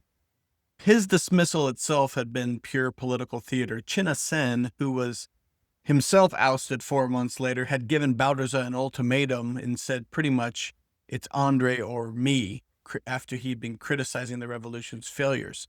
So Bouterse had reluctantly chosen President Chinesen, and at the Extraordinary Council of Ministers session where Hakmat was formally dismissed, he delivers his famous speech that people were still quoting to this day. Now, Bouterse afterwards had shaken his hand and said it was a great speech, and he'd referred often to it since there. And that night, he still placed him under house arrest, and Hakmat had them over as visitors. So Bouterse and Roy Horb came and personally explained the situation to him, trying to smooth things over. They said, do you understand what's going on here, right? Bouterse said, we have temporarily withdrawn you because Henk has overplayed his hand or played the matter very high. But it won't be long until he breaks his neck, and then you'll take over again. He'll want the army to banish you, but rest assured that won't happen. So 4 months later, in early February of 1982, Henk Chinesen was gone, just as Bouterse said. The president had resigned both positions, refusing to compromise that would have allowed him to at least stay in as a ceremonial president. Now, Hakmat had been in the room when Henk Chinesen had resigned, and during those emergency meetings on February 4th, he had tried to broker a solution that would preserve the stability of the democracy. So the irony of the whole situation wasn't lost on Hakmat. The man who had dismissed him, his friend, was now in exile, and Hakmat, who had been proven right to get off the train before it had derailed. So by February of 1982, Hakmat had this unique position in Surinamese politics. He was simultaneously a regime insider, appointed to Bouterse's committee for drafting the basic rules of the revolution, which would be a document that would formalize the military's power. He was also a military moderate advisor at counseling Bouterse's second-in-command, Roy Horb, who was like a young garrison commander who was trying to represent a faction that would steer things back towards democratic reform and away from the hardline Cuban-style dictatorship. Hakmat was also an opposition strategist, so he was coordinating with Cyril Daal and the Mother Union on building this broad anti-left coalition. And when Daal had met with LaRoche at the embassy on February 12th, he had specifically mentioned Hakmat as a potential leader for uniting the opposition forces. So Hakmat was everywhere and nowhere. He was trusted by Bouterse enough to help write the revolution's constitutional framework. He was trusted by moderates enough to advise on reform strategy, and he was trusted enough by the opposition to be named as a potential coalition leader. So that kind of positioning requires extraordinary political skill. He was one figure who could move between all three worlds without immediately triggering suspicion. And that mobility made him invaluable and dangerous. It was late afternoon on February 28th, just days before Baal Oemrawsingh's assassination plan, which would become known as the Temple Plot, was being finalized, and days before the main coup attempt when Baal appeared on Hakhmat's terrace without warning. The visit was all of a sudden, Hakhmat would later write in his memoir, as almost like an emergency military summons. Oemrawsingh looked stressed and urgent. He had matters that were very important to discuss, he said. He wanted to speak with both Hakhmat and Daal together. Now, the implication was clear. It wasn't an academic conversation about political theory. This was Oemrawsingh asking for something operational, a final commitment or armed instruction. Or if nothing else, he was just stopping by to give them a friendly warning, just like he had given to Kur at the embassy. Hakhmat made a non-committal promise about the meeting. He said he would check with Daal and get back with him, maybe schedule a meeting. It was the kind of polite deflection that in revolutionary politics means no while maintaining plausible deniability.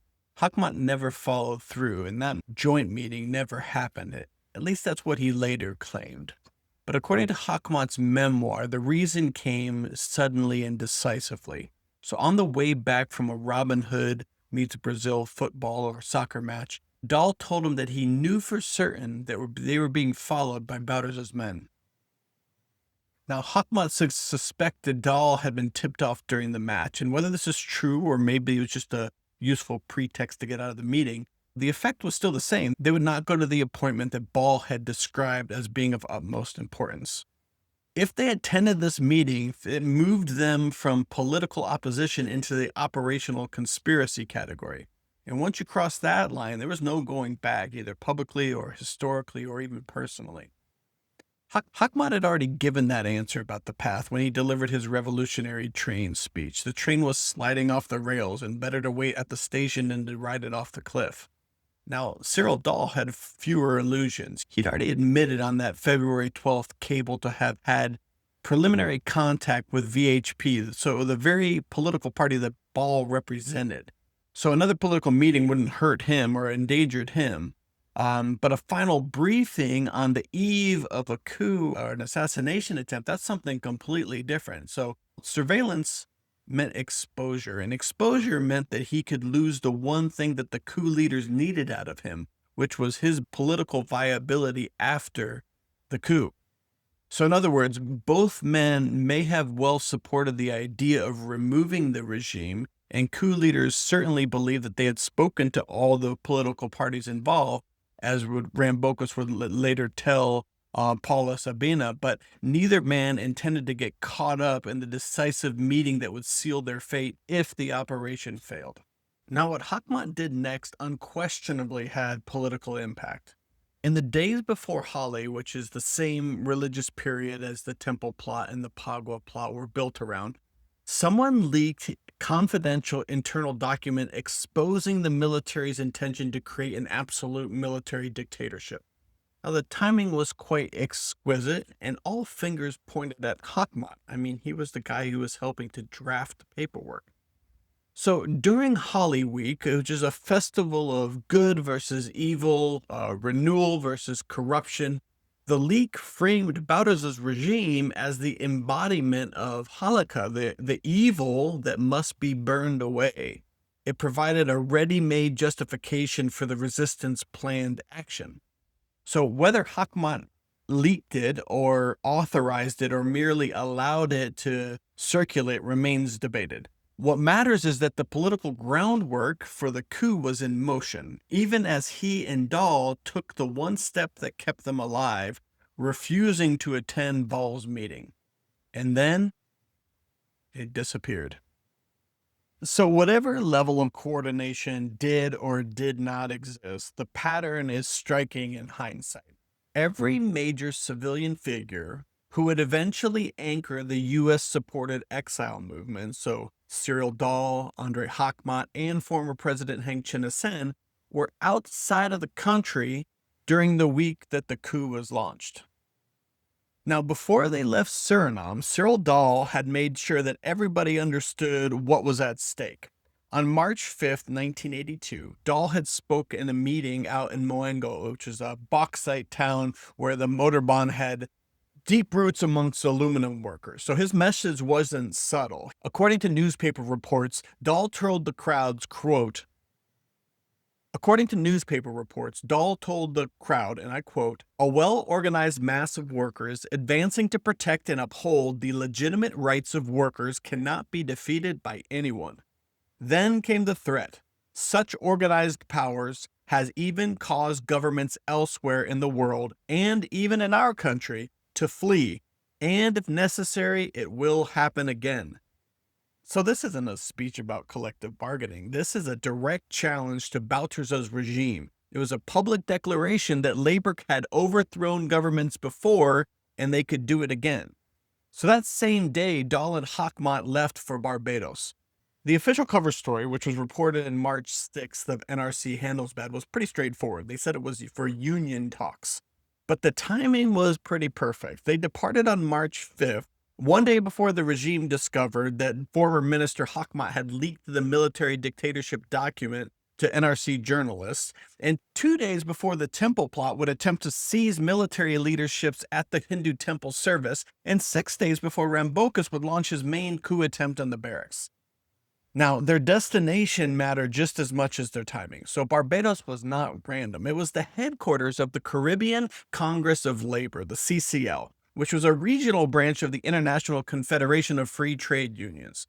So the mother union had been associated with the CCL for years, and the infrastructure was being managed through the American Institute for Free Labor Development. Now, Wolfpack operative Tony Kern, the AIFLD's regional labor attaché based in Barbados since 1981, he ran the operation that would later become crucial for the Surinamese labor organizing in exile. So the mother union was already hosting CCL AIFLD seminars in Paramaribo going back to the 1960s, and much of CCL's funding came from AIFLD. Now, the timing couldn't have been much more convenient. While Daal and Hakmat were meeting with the CCL officials in Bridgetown, you have NATO warships right off the coast that are conducting Operation Safe Pass in the Caribbean waters. You have naval exercises so provocative that Grenada's Prime Minister Maurice Bishop had denounced them as a threat to peace just days later.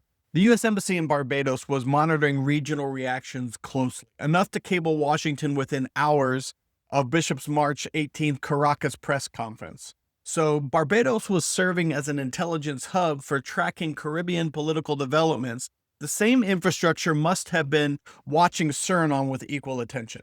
So the mother union's regional labor connections gave Daal and Hakmat the perfect cover. They weren't fleeing, they were just attending legitimate union business at the headquarters of an organization affiliated with the International Confederation of Free Trade Unions. So nobody would question these labor leaders traveling to Barbados for CCL consultations. But the island that they just happened to choose was the same place where Tony Kern was running the Caribbean operations, where U.S. naval exercises were demonstrating a military reach of America, and where the embassy political officers were tracking every move by every leftist government in the region.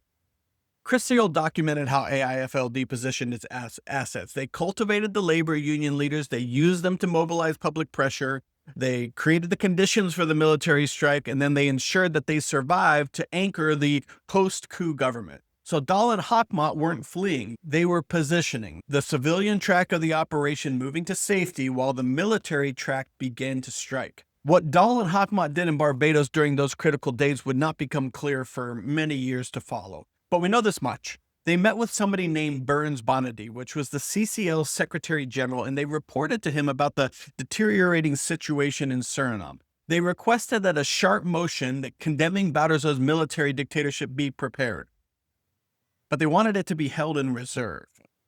More importantly, they discussed a contingency plan that went far beyond just symbolic condemnation of Bouterse. Their plan was simple, but it was also devastating. If Bouterse cracked down on the democratic movement, the CCL would organize a boycott of Suriname's bauxite shipments through Trinidad's ports. So Suriname's economy rested on two pillars. You had Dutch development and you had bauxite revenue. So if you cut off both, the regime would collapse within a couple of weeks.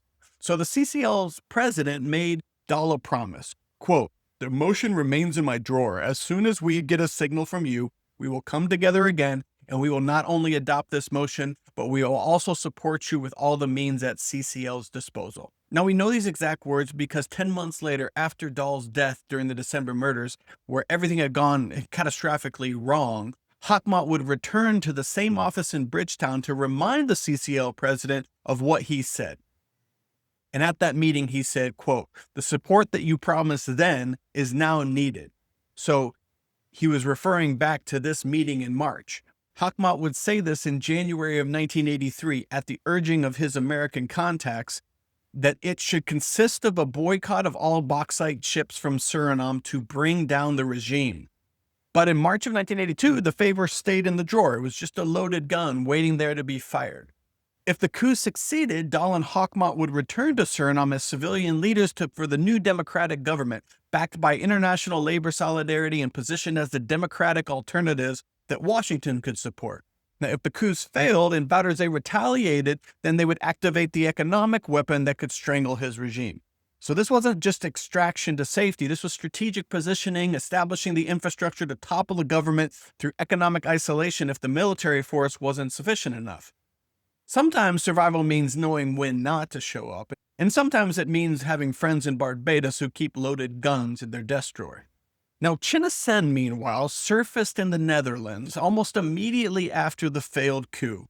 He gave an interview that seemed designed to permanently sever his ties to the resistance, or maybe provide a cover story about where his whereabouts were during the coup.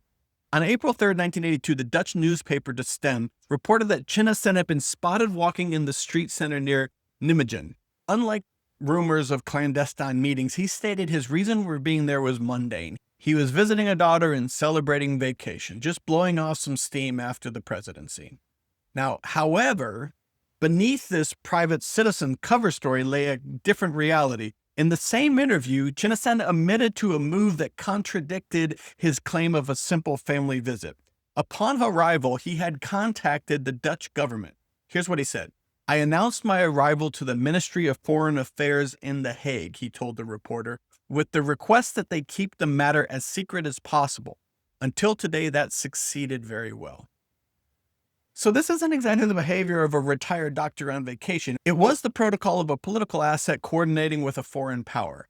By honoring his request for secrecy, the Dutch Foreign Ministry was effectively shielding the ousted president while maintaining official diplomatic cover relations with the Bouderzee regime. Something we'll want to remember here as we get further along in this story. Then there's also the Hague connection. So the ministry meeting was only half of the story. The timeline reveals that when Chinna Sen was supposedly in transit or vacationing in the United States, a political infrastructure was already being assembled for him back on Dutch soil. So in February of 1982, immediately following his resignation, Action Committee for the Restoration of Democracy was established in The Hague. It was led by Rob Warmer and linked to former politicians like Rudolph Janke. This group didn't just pursue press releases. They mobilized. By March, while Chinna Sen was claiming to have been shocked by the events from afar, this committee had already organized a mass demonstration in The Hague, effectively creating a platform for the exiled president before he even stepped on the stage. And then you have the military muscle, people like Roy Botza. So the committee wasn't just a collective of civilian exiles. One of its founding members brought precisely the kind of military pedigree and intelligence connections required for a counter-coup. So Roy Botza was a former lieutenant in the Surinamese army, and he was an Olympic athlete. He had done training and taught Bouderzee in martial arts or boxing and things like that. And he was the bridge between the political opposition and the shadow world of the Dutch military intelligence.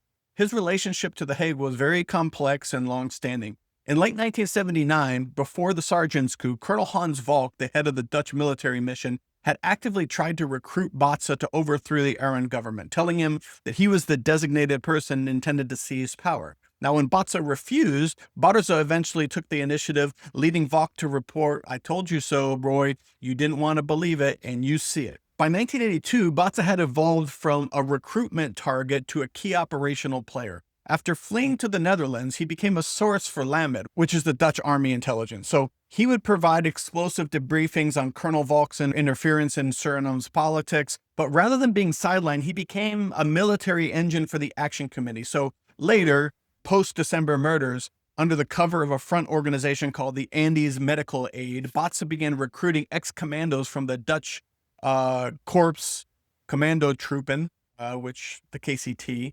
ostensibly for medical transport, but in reality it was for paramilitary operations. So his presence in the Action Committee changes the complexity of this organizational entity entirely. It wasn't just a protest group. With Botza involved, it was a government in waiting with a dedicated recruitment officer targeting Dutch special forces and veterans for a return to Paramaribo. So the sequence of events suggests a synchronized operation rather than just a series of coincidences. You have February 4th, Chen Ascend forced out. February, the Action Committee forms in The Hague to protest the ouster. March, the committee organizes mass protests in The Hague. April, Chen Ascend surfaces, admitting that he had secretly coordinated with The Hague's foreign ministry upon his arrival. So the Action Committee wasn't just a spontaneous reaction, it appears to have been the advance team. So in the interview, Chen Ascend constructed this meticulous defense against accusations of involvement in the March coup. He claimed he had been in San Francisco when the violence had erupted. He claimed he had been enormously shocked by the whole thing. And more importantly, he used the platform to declare his permanent exit from the arena, stating, "I am returning to the medical world. They won't see me in politics anymore." So this statement was a strategic necessity. With the Rambocus coup crushed and Wolfer Hawker executed, distancing himself from the operation was a matter of survival. Yet the location of his withdrawal, again, was not merely a quaint university town. It was a polarized hub of Surinamese diaspora. It was home to radical student movements and the growing pro-Bouterse counter movement in the League of Surinamese Patriots. So his retirement proved pretty short-lived because despite of his public pledge to return to medicine, Chen Ascend would shortly reemerge not as a doctor, but as the chairman of the Council for the Liberation of Suriname, uniting the very factions that he had been preparing his way in The Hague. So that interview wasn't an exit. It was an alibi, a calculated pause, facilitated by Dutch diplomatic cover to survive the immediate backlash before the reorganization. And the men who stayed inside of Suriname, the operational cadre, the military ones, they were the ones that would end up throwing the uppercut. And that uppercut would come in 3 stages. First, there would be a temple ambush during Holi, a festival of new beginnings. And if that failed, a strike at the presidential palace during the Phagwa celebration. And if all else collapsed, there would be a direct military assault on the barracks themselves. But it started with the temple. So Surrender Rambocus understood the dilemma. It's something that everybody who studies coup d'etat knows, which is if you have a barracks versus barracks confrontation, that is the riskiest move a dissident force can attempt. It already failed once in Suriname when Sergeant Wilfred Hawker's March 1981 uprising ended in his imprisonment, and his men were scattered. And if you did roll the dice again, you would need surprise and overwhelming force and in a political narrative that was strong enough to win the population over before the regime gained its footing. Now, the alternative was your classic counter approach, which is combine a precise military action with a civilian flashpoint capable of generating some legitimacy in real time. So that required timing and symbolism and a cultural event that was large enough to mask what was going on and to accelerate mass mobilization. Now, Holi and Phagwa offered all 3. So March in Suriname is Holi season. Holi is known as Phagwa in Suriname. It's one of my favorite holidays ever as a kid. And it fell that year on March 9th and 10th. So Halakadana, which is a ritual bonfire that they have, would be lit on a Tuesday evening on March 9th. Now, Rangwali Hala, which is the main public celebration with colored powders and waters, would explode in Paramaribo on Wednesday, March 10th. So here's what made March 1982 different from every other Holi. Something brand new was happening in the Hindustani community. The Sri Sanatan Dharm Vishnu Mandir, which was a major new temple dedicated to Lord Vishnu, and it had just opened in February of 1982 along the Pad Van Wanaka. Now, the Pad Van Wanaka is a main artery thoroughfare kind of highway that goes down south and out of town, I believe, toward the airport. I think they've renamed the street since I lived there, and it's now called Indira Gandhi Way. So this street cuts right through the heart of Hindustani community. So if you think about that from a strategic point of view, you've got a brand new temple founded just 2 weeks before the biggest Hindu festival of the year. It's the temple's grand opening. It's an inaugural celebration, and it would obviously be scheduled to coincide with Holi. At least that's what my records that I found so far seems to indicate. So for Rambocus, this was perfect. It was the strategic brilliance laid not only in the crowd size, but the profound religious symbolism that accompanied the festival itself. I mean, Holi or Phagwa, in Suriname it's fundamentally a victory festival. It's the divine Prahlad's triumph over the ungodly Holika. So by choosing this date, Rambocus and Oemrawsingh were attempting to frame their military action not only as a mere coup, but its moral and cosmic restoration.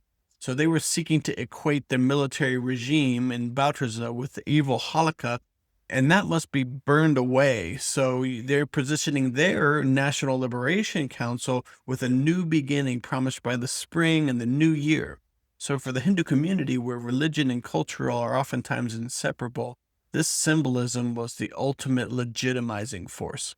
So a large religious festival offered exactly what a populist counter-coup needed. Crucially, the extreme nature of what we'll come to see as the temple plot was a fallback plan. So Lieutenant Surrender Rambocus' initial idea, as confirmed by his confidant Manarath Dorga, was far more humane. And I'll read a quote for you here. Arresting the entire army leadership at once and bringing them to trial was his ideal, with blood only to be shed as a last resort. So the goal was justice and not simple vengeance. And I think part of that came from his participation in the original coup of the sergeant's coup, where there was very little bloodshed there.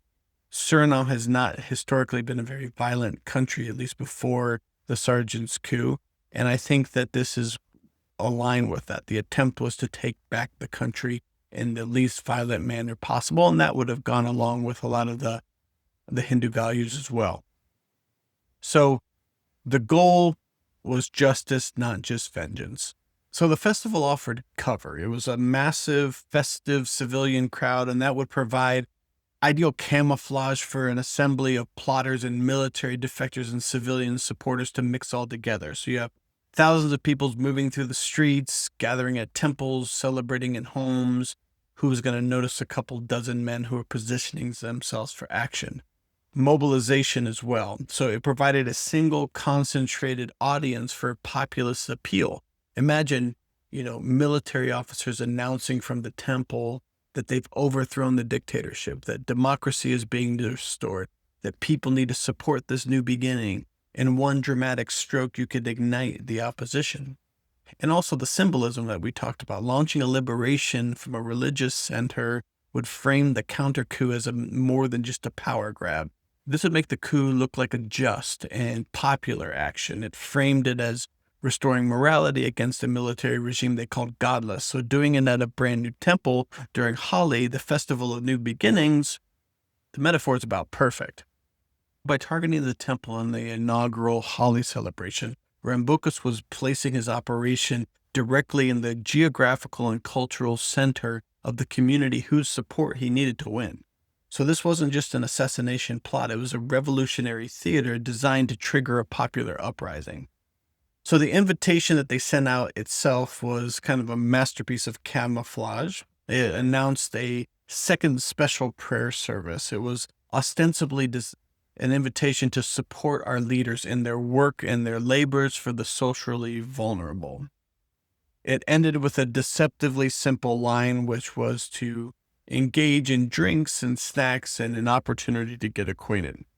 Now, that final phrase was the window. It was during that informal mingling time that when military leadership was relaxed and social defenses were lowered that the attack would begin. So the operation buildup began quietly that week. According to Sergeant Shombar's interrogation, the army instructor, who was later captured by military police, he walked them through the entire operation on a blackboard like he was teaching a normal lesson.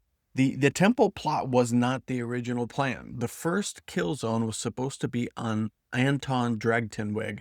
So think about what that location would have offered. It would have been in critical proximity to Fort Zeelandia and the presidential palace, about a 3 to 5 minute drive, maybe less. You could eliminate the entire military leadership at a party and have assault teams roll straight into the seat of power before anyone at the barracks understood what was happening. So you have simultaneous decapitation and seizure, very clean, very fast. But logistical hurdles forced a desperate pivot. Maybe the party fell through, maybe the targets changed their schedule, maybe someone got nervous and pulled out. But for whatever reason, the resistance needed a new venue and they needed it fast. So the Holi celebrations provided the perfect cover and adaptation. So the Pad Van Wanaka Temple became Plan B. Centrally located, a little bit less than the first, yes, but it offered something that the Dragtenweg couldn't, which was a controlled environment under the guise of a civic and religious prayer service to which the entire National Military Council and Army Commander Bezi Bouterza had been formally invited. So it was a legitimate gathering, official attendance, predictable positioning. So the pivot from opportunistic party ambush to a carefully staged temple reception shows a level of operational sophistication under pressure. These weren't just amateurs improvising, they were trained soldiers adapting to changing conditions, just like special ops teams are taught to do. The operational plan that Schombar sketched out on that blackboard, supplemented by regime investigational files and then a CIVD operative Marcel Ostberg's site inspection, it reveals a multi-layered kill box designed to ensure that nobody left that temple grounds alive. So layer 1 is the interior trap. You have inside the temples, the plotter had arranged a specific row of chairs against a wall with large windows. This was the designated VIP seating area, positioned to honor military leadership, but actually positioning them as stationary targets, backs to the windows, facing inward toward the ceremony, contained. So the whole geometry matters here. When you're sitting in a row of chairs against a wall, your movement is restricted. You can't dive to the left or dive to the right.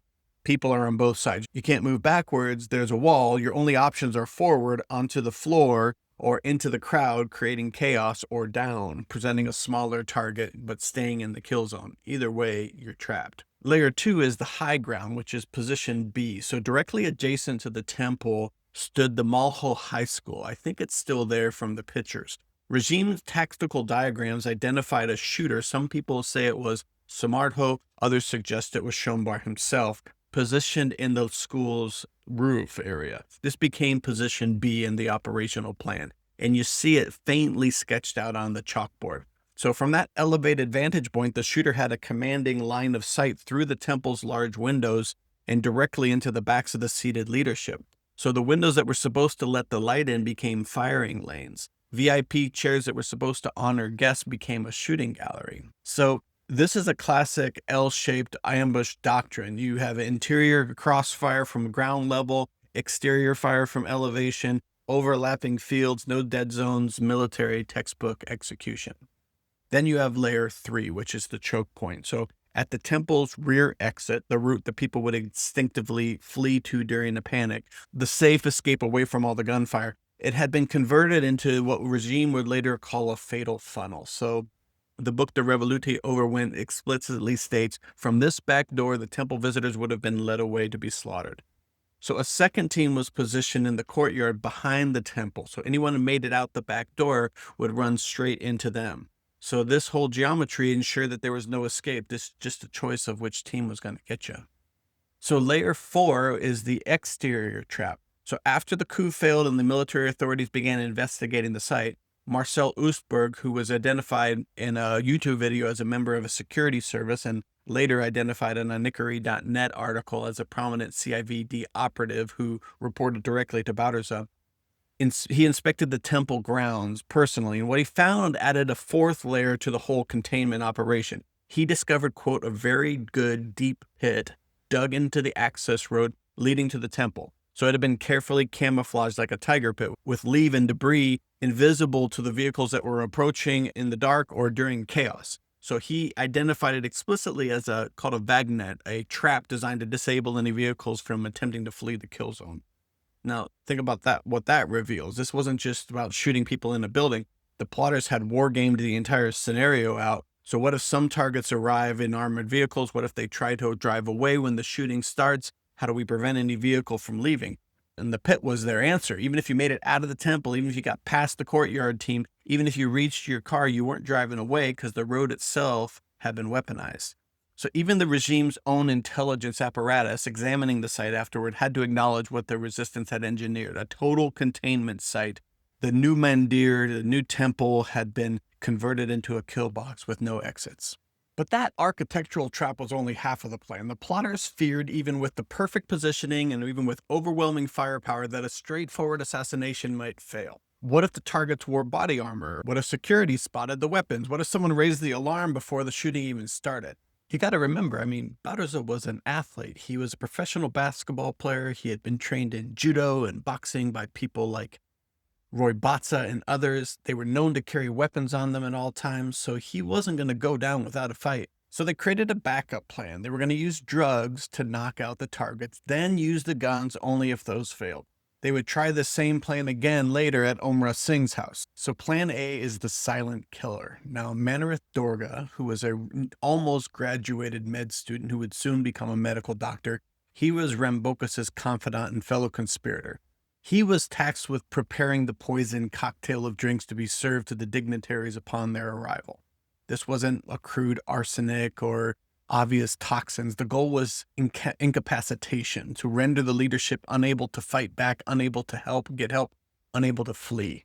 So this is where Baal Oemrawsingh's chemistry background and expertise moved from academic research into applied pharmacology. So the man who had spent years, studying stress markers, who learned about serotonin, about biological psychiatry, who had hosted all those ALCOA funded symposiums on psychological manifestations on human behavior, that knowledge was now becoming operational. So drinks and snacks would be served during this get-together, the opportunity to get acquainted with people. It was just social protocol, hospitality, nothing suspicious. The leadership would then accept refreshments as a matter of course, and within minutes, they would be physically compromised. Plan B was the bloodbath. If the poison failed, if the targets refused to take the drinks, if someone noticed some symptoms, if the chemistry didn't work fast enough then the signal would be given to open fire. So the arsenal that they had at their disposal was crude, but it was devastating. It had sawed-off shotguns for close quarters massacres, rifles at distance, a .38 revolver for finishing work, and they even had offensive hand grenades for total elimination. The regime would display these weapons later at a press conference, trying to paint them as what they called a burger mafia, a civilian mafia who was playing at war games. But the geometry of what they put together in the kill zone told a different story. You had interior crossfire, an exterior elevated position, choke point ambush, vehicular trap. This wasn't improvisation. This was military doctrine. And then you had the abduction element. So there was one more piece of the whole operation that the regime highlighted according to their propaganda, but the details are a little bit murky here. So according to the Revoluti Overwind, specialized orders were given to Baal Oemrawsingh and Rabi Sohan Singh to flank and abduct the president amidst the chaos. Now, it is possible that this was originally meant for Henk Chinna Sen, but he had been ousted in February 4th and now was already in exile in the Netherlands. The target would have been acting President Fred Ramdat Messier, who the plotters allegedly had planned to spare during the main assault. So why are you sparing him? So two possible reasons, both strategic.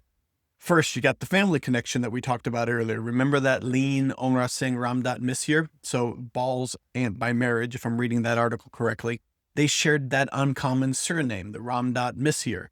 So whether Fred was a close relative or a distant cousin, we still haven't established that, but the surname cluster that there's there is tight enough to think that there might be a family relationship. At least it's plausible. So in that case, you're protecting family even during a coup. There's second is the legitimacy problem, which is the National Liberation Council can't just go and murder everybody and expect international recognition. They need a civilian figurehead, someone who can sign the documents, someone who can make official requests for assistance, just like happened in Grenada about 18 months later. So they needed legal cover for what came next. And if they had an acting president rescued from a military strongman who had been controlling them, that narrative would work. So whether they planned to extract Ramdat Messier to safety or simply shield him from the massacre, the strategic logic was pretty clear. You can't seize power in a vacuum. You need someone who can pick up the phone and call Washington for help. There was, after all, Safe Pass 82 that was going on right at that moment. So their whole elaborate trap failed, not because of operational incompetence, but just because of absence. On Sunday, March 7th, 1982, the hit squad lay in wait. The shooters on the roof of the school were in position B. The courtyard behind the rear exit had a team waiting for them. Dorga was positioned with his poison cocktail refreshments. The pit trap camouflaged the access road. Everything was ready. But only 2 minor members of the NMR showed up, Nankosing and Cedarboom, and they arrived for the temple service. The shooters held their fire. The objective was a clean sweep of the entire command structure. They needed Bauderza, Horb, Fernandez, Sitalnid, Minjals, all 6 men who made up the core military power. Killing a couple of low-ranking officers would only alert Bauderza at Fort Zeelandia without removing his ability to retaliate. Professional operators know this kind of calculations. If you're going to attempt a decapitation strike, you actually need to decapitate. A partial kill just hardens the target and exposes your network. But the plotters had built all that infrastructure for a reason. They surveyed the site, they dug the pit, they poisoned the shooters, they tested the sight lines, they recruited Dorga, prepared the chemicals. They weren't going to allow the Holi window just to close without one more attempt. And the festival wasn't over yet. They still had 3 more days. So when the March 7th operation at the temple failed, the resistance didn't just give up and abandon Holi altogether. They tried to ride the same wave, but in a different way. Phagwa offered one more window, where the regime would be on display at public receptions and ceremonial gestures, and the leadership would be clustered into predictable spaces. So if the commanders wouldn't walk into their temple kill zone, maybe they could be hit from inside of their own celebrations. The backup plan, as it was later constructed in the book De Revolution Overwent, had 2 stages. So stage 1 was at the presidential palace in the morning. On March 10th, the presidential Phagwa reception turned the palace into this theater of unity. Acting President Ramdat Misir, Commander Bauderza, Fernandez, Horb, and most of the National Military Council were there, receiving guests, posing for photographs. But someone else was there. If you look at the pictures here, Baal Oemrawsingh was right there next to them all, laughing. It appears to be enjoying himself at the festival. Nobody knew that he was plotting a murder in that scene. What's even more wild to me is this scene at the presidential palace, where you see Professor Oemrawsingh approach Bauderza, put some water or oil on his shoulders, and then give him a hug. And this is hours before he intended on assassinating the same man. The palace that afternoon wasn't just a stage for national harmony. It was also, for a few hours, a live reconnaissance site for people who were planning to bring the regime down. The initial backup called for armed men in civilian clothes to force their way into the presidential palace during daytime Phagwa celebrations. Foreign diplomatic representatives would be present, and that would provide witnesses to the democratic uprising and also de facto human shields against the military's overwhelming response. So the mission remained consistent. Take the military leaders prisoners, but only after the barracks had been secured. So the sequence was really critical. They got to control the military installation first, then grab the leadership, then announce the National Liberation Council's formation from a position of actual power. So according to the regime's later accounts, Baal twice called the Barbados residence on Tortenlawn that day. It was a key gathering point for conspirators, and he told the men waiting there that the opportunity was ideal because the leadership at the palace kept standing close to each other. So the next phase of the plan depended on more than just a gun team. It hinged on 2 bribed YP armored car drivers who were supposed to deliver the vehicles that they were needed to move on the military objects once the leadership was neutralized. But those drivers never appeared. And without them, the palace phase couldn't be executed. You can't credibly seize the capital with just a few cars and a couple of small arms when the route runs straight past the barracks and the checkpoints. The failure of that YP link, those 2 men whose names we don't know and never make it into the public record, that quietly killed stage 1. And this is going to be important. We're going to see these moments that may have been opportunities for someone who to sabotage this operation. Stage 2 was later that evening. When the palace didn't turn into the kill zone, Baal Oemrawsingh pivoted to a third strike opportunity. You bring the leadership to him. So that same evening, he was pressing the military leadership of the NMR and the Army Command to come to his house on Tortonlan for a Phagwa gathering. So the same two-pronged methodology from the temple plot was ready to deploy again. Poisoned refreshments, incapacitation, firearms for the final kill. The only difference was the venue. Otherwise, it would look like it always looked at every year before then. A professor's home, cultural gathering, drinks, food, end of the festival. But according to the regime narrative, there were marksmen already positioned at the corners of the street waiting to open fire when the cars pulled up and the officers stepped through the gate. But they never did. One council member who was exhausted reportedly fell asleep. The others waited and debated, and then they decided not to go. Were they tipped off? We don't know. By the regime's telling, one collaborator quietly slipped away and averted the danger by warning them. Whether that's true, or whether it was just fatigue or paranoia or simply caution that kept him away, the effect was the same. On March 7th, the leadership cluster the entire operation depended on never entered the trap. Only after the March 11th coup failed did the authorities move through the network methodically, arresting suspects, interrogating them, searching the houses. Lieutenant Abrams, he displayed a stack of Valium ampules and syringes at a regime's press briefing, which was presenting hard proof that the plotters had intended to sedate the targets in what appeared to be just your normal benign Phagwa celebration. It wasn't poisoning, they were going to incapacitate them.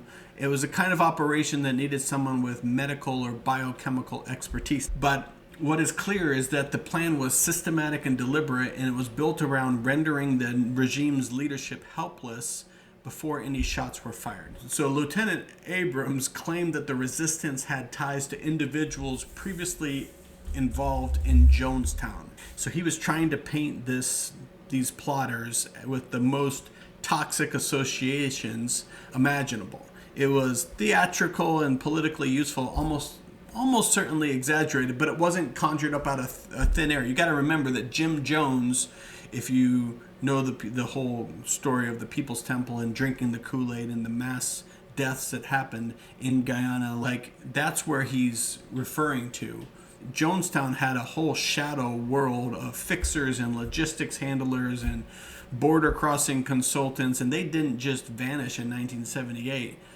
And Suriname was only, 100 miles or a couple hundred miles away from the Guyanese interior. So the regime was exploiting this plausibility to sell some distortion. So they were weaponizing the region's darkest boogeymen and stories and worst tragedies and associating these coup plotters with those moments. Now, whether Abrams had any real intelligence or was just crafting propaganda, the reference was deliberate. Jonestown was still fresh in the world's memories, and over 900 people were dead in the jungle. Many of them had been drugged before they died. Now, here you had a biochemistry professor allegedly planning to use the same methodology against Suriname's military leadership. I mean, even if it was 90% fabrication and 10% plausibility, Suriname's proximity to Jonestown, the existence of these cross-border networks, and a documented use of sedatives in the plot was an attempt by the regime to contaminate the entire resistance narrative in the international media. Either way, like the temple plot, the Phagwa operation failed and the window was gone. So Bauderza and his primary targets never showed up at Oemrawsingh's house that evening. Whether they'd been warned or sensed danger or whatever it was, the result was the same. Two carefully planned Holi operations, one at a new Vishnu temple, the other one at the palace, and another at the professor's house, had all failed to get the leadership into the kill zone, and security started to tighten. Words of the plots were circulating. The regime had enough fragments to know that something serious was underway. Someone was coming for them. And somewhere in the background, in Dutch files that would not surface for years to come, there's a reference to a Corporal Krishna Prasad Mahabir, which is probably the most appropriate name for this entire episode I've ever heard. And there's a diplomatic cable from March 23rd, 1982 that says Rambocus claimed the original plans had come from this man. Now that confession might reveal something important. The resistance couldn't agree on how far to go. So Rambocus had come from a family of intellectuals. His siblings were doctors and lawyers. He'd studied at the military academy in Breda. He'd wrote his thesis on coups d'etats, but his philosophy was simple. He said, quote, "It should have been a coup without any deaths. If we turn it into a fratricide, we'll never gain the people's trust." So when the Navy offered to blow up Fort Zeelandia, Rambocus refused. "I want them alive." But Corporal Mahabir, who managed to flee to the Netherlands immediately after the coup failed, he had a different philosophy. He urged cannon fire on the fort. He wanted to use captured Bauderza officers as human shields. He sent Bauderza a telegram later saying, "I'll be back," like he's the Terminator. This wasn't the language of somebody who was planning for arrests and trials. So the whole two-part plan, the poison first, use guns as a backup, that might have been a compromise. Rambocus wanted to arrest the leadership and put them to trial, and that's what Dorga said. But the others in the group understood that revolutions can get bloody. Even in the sergeant's coup, people had died. So the poison let Rambocus keep control, while the harder men knew that they had a backup plan. Rambocus later blamed Mahabir for the plan. He might have been saying that the killing plan was his ideas. I wanted arrests. Or maybe he was protecting the civilian planners, naming a soldier instead of naming Oemrawsingh or Daal or Hakmat. Or maybe it was partly true. Dorga's final words about his leader explain why it failed. He said, "He was a great man, but he was too humane. When you're in charge of a coup, you can't have much compassion. That was Rambocus's weakness." Desi Bauderza, on the other hand, understood power very differently. A pig farmer who never written a thesis on coup planning actually pulled off a coup in 1980, and he didn't hesitate about violence. When they shot Wilfred Hawker on the stretcher after the coup was over, that was Bauderza's way. When Rambocus refused to bombard the fort because there are some of our people in there too, that was the intellectual's way. One approach survived, the other didn't. The plan still needed skilled people. It needed Ball's chemistry knowledge and Hawker's commando training and Schombar's teaching skills and Rambocus's academic education. But the fight over how to use those skills, a gentle takeover versus lethal force, might have been what killed them. It was no one man's failure. It was a group that couldn't agree on what revolutions require. And the resistance had one option left. If they were going to move at all, they would have to be openly, with armor and small arms against barracks and forts. The festival cover was over. The next move would be war. By nightfall of March 10th, 1982, the resistance had run out of sophisticated options. 2 assassination attempts, both failures. The temple plot collapsed because they didn't attend. The Phagwa plot, backup approach, different methodology, failed for the same reason. Someone was always one step ahead, and worse, security was clearly compromised. Someone was warning Bauderza, whether it was through intelligence penetration, diplomatic channels, simple paranoia, it didn't matter. The effect was still the same. The approaches that should have worked all along were not working. Professor Oemrawsingh faced a calculation that many military officers have confronted throughout history. Do you abort when conditions deteriorate, or do you pivot to a more direct action before that window closes entirely? He had promised Cornelius Kerr advance warning beforehand, but that was February 8th, and when they still thought they had time, when sophisticated approaches might have worked, when political coordination with civilian leaders like Hakmat and Daal seemed possible. 31 days later, none of that seemed viable. The body blows had landed. The civilian track was safely positioned abroad, but the uppercut kept missing. And there was only one option left. Forget the sophisticated infiltration plans. Go direct. Military assault. Seize the barracks. Take the key installations. Announce the National Liberation Council. Force a political crisis. It was a desperate pivot from months of careful planning to rapid improvisation. But here's what's remarkable. It almost worked. Next time, at 2 a.m., March 11th, Lieutenant Surrender Rambocus will stand outside Santa Boma prison with 20 men, about to throw the final punch. That uppercut would prove once and for all who the Western powers were truly protecting. I'm Matthew Smith. This has been the Suriname Contra affair. Thanks for watching. I want to thank you all again for tuning in this week. This one was a doozy. It took me forever, obviously 2 weeks to get this thing done. And again, we've run a little bit long, but I hope we packed a lot in here. And I want you to encourage you again to go back out to Substack, check out all the source material out there. There's plenty to do and plenty to read there. And there's also more information in the archives. We're getting more and more information coming in over the weeks here. So I'm trying to keep up with all of it. But I want to thank you again for your support. If you made it this far, drop a like, subscribe. You'll get notifications when the next episode drops, and share this with anybody else you think might find it interesting.